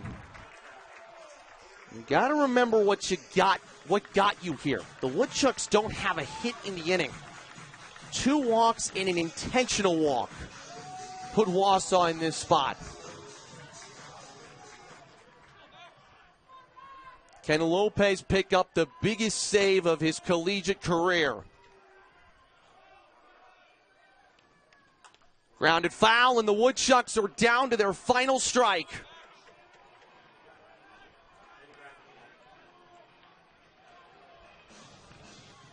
This is where legends are made.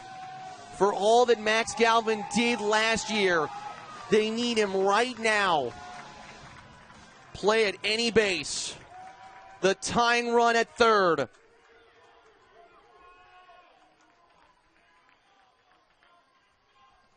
Galvin grounds one to the left side, collected by Daniel. He's got the throw to first, and the Rockers hold on to win it. Tomas Lopez leaves the bases loaded in the 9th, and Green Bay survives to take down Wausau 8-7 in the best game we've seen in the first half in the Great Lakes West. And that win might just be enough to take Green Bay to the top and send them to the playoffs. What a win. The Rockers have won 6 straight. They've won 12 of their last 14 games, and they have a chance to secure a sweep tomorrow at 3:05. Thanks so much for joining us here on the Northwoods League Sports Network. For our production crew and our producer, Mariah Cox, my name is Matt Clark. We will see you tomorrow at 3:05 for Game 2 of this great series. Have a good night. Your final score again, Green Bay 8, Wausau 7 on the Northwoods League Sports Network.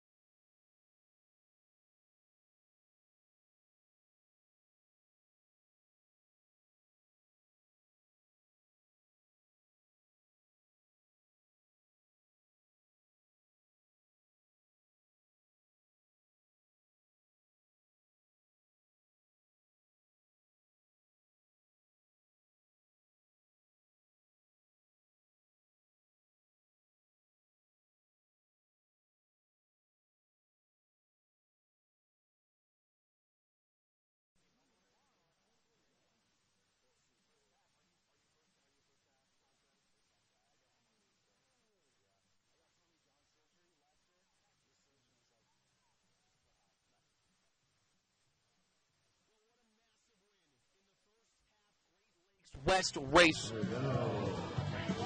Okay, that's fine. Yeah.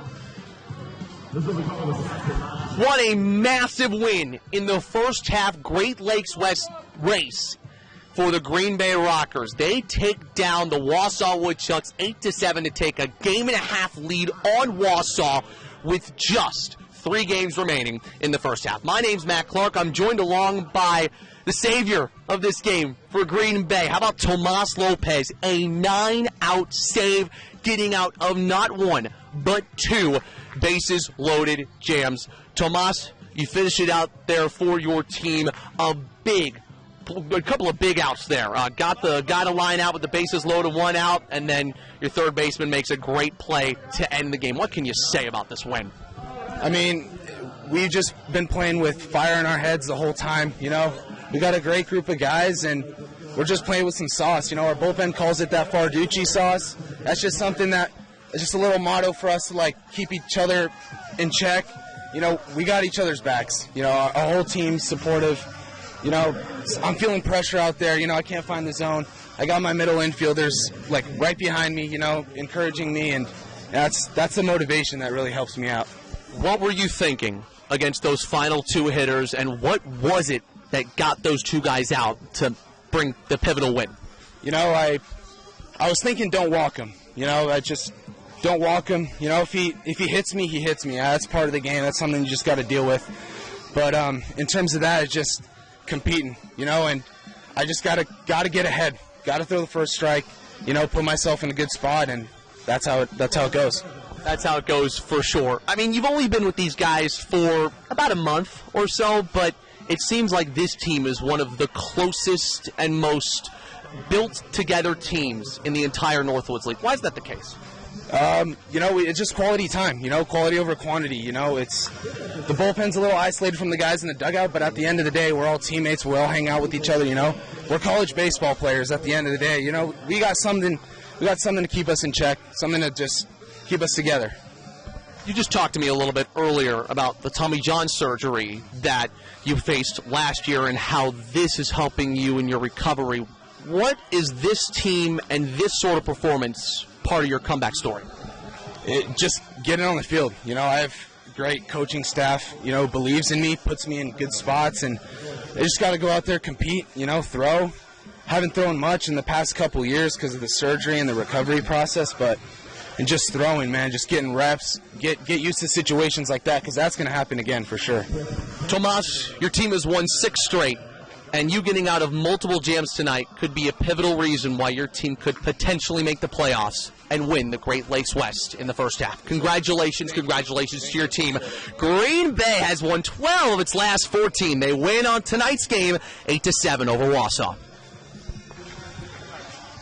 All right. That's fine. We'll get it done. Wow. All right. All right. Green Bay picks up a massive win over Wausau, 8-7. The Rockers win their 6th straight, and now they're in pole position to win the first half in the Great Lakes West Division. My name is Matt Clark, joined alongside first-year head coach Josh Merrill. Coach, a lot happened in that game. You guys were up early, Wausau came back late, but you found a way to hold on. Take me through your version of the events tonight. Yeah, no, I mean, it's always good to score first, and we did that.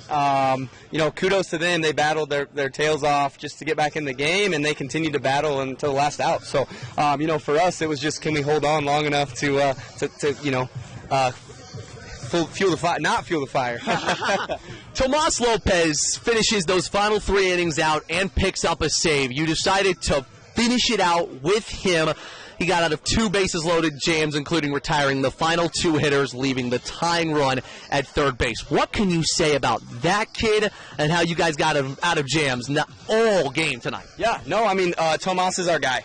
When he takes the mound, we know that we're in good hands. And so there was really no panic in there. It was like, hey, we're going to live or die by this guy because of what he does every single night, and he works his tail off, you know, when he's not on that mountain. You guys have won 6 straight. And that game is not uncommon. You've won games like that already this season. Why does your team win games like that? Because it's put you in a position to where you hold your own fate and you hold your own destiny. You can win this division. Yeah, and we talk about being gritty all the time, and you can't control things that are out of your control. And so every single day we talk about control the pitch, control the at bat, control the inning, and that's what we do. So close games for us is just showing up and trusting our guys. As a first-year head coach, you've instilled a new culture in Green Bay. It's been fun and it's been great baseball. How has it changed your perception as a coach? What have you learned from this team and this experience in the first half? Yeah, no, I mean, we have really good players. We recruited a really talented roster, so it's letting guys have fun, letting guys go be themselves. They're really good players. We work really hard when we're not in between the lines, and then between the lines, we just let those guys go. Coach Merrill, I'm not sure I've seen a more impressive win from any Northwoods League tonight. The team in the entire first half than what your team did tonight. Much congratulations to you and the Green Bay Rockers, who pick up an 8-7 gritty, just like he said, a gritty win here on the Northwoods League Sports Network. Thank you so much. Great luck tomorrow. Yeah, thank you. All right, Appreciate and it. See you early. Yep, we'll see you early. Have a good drive, get some sleep, and let's see what happens.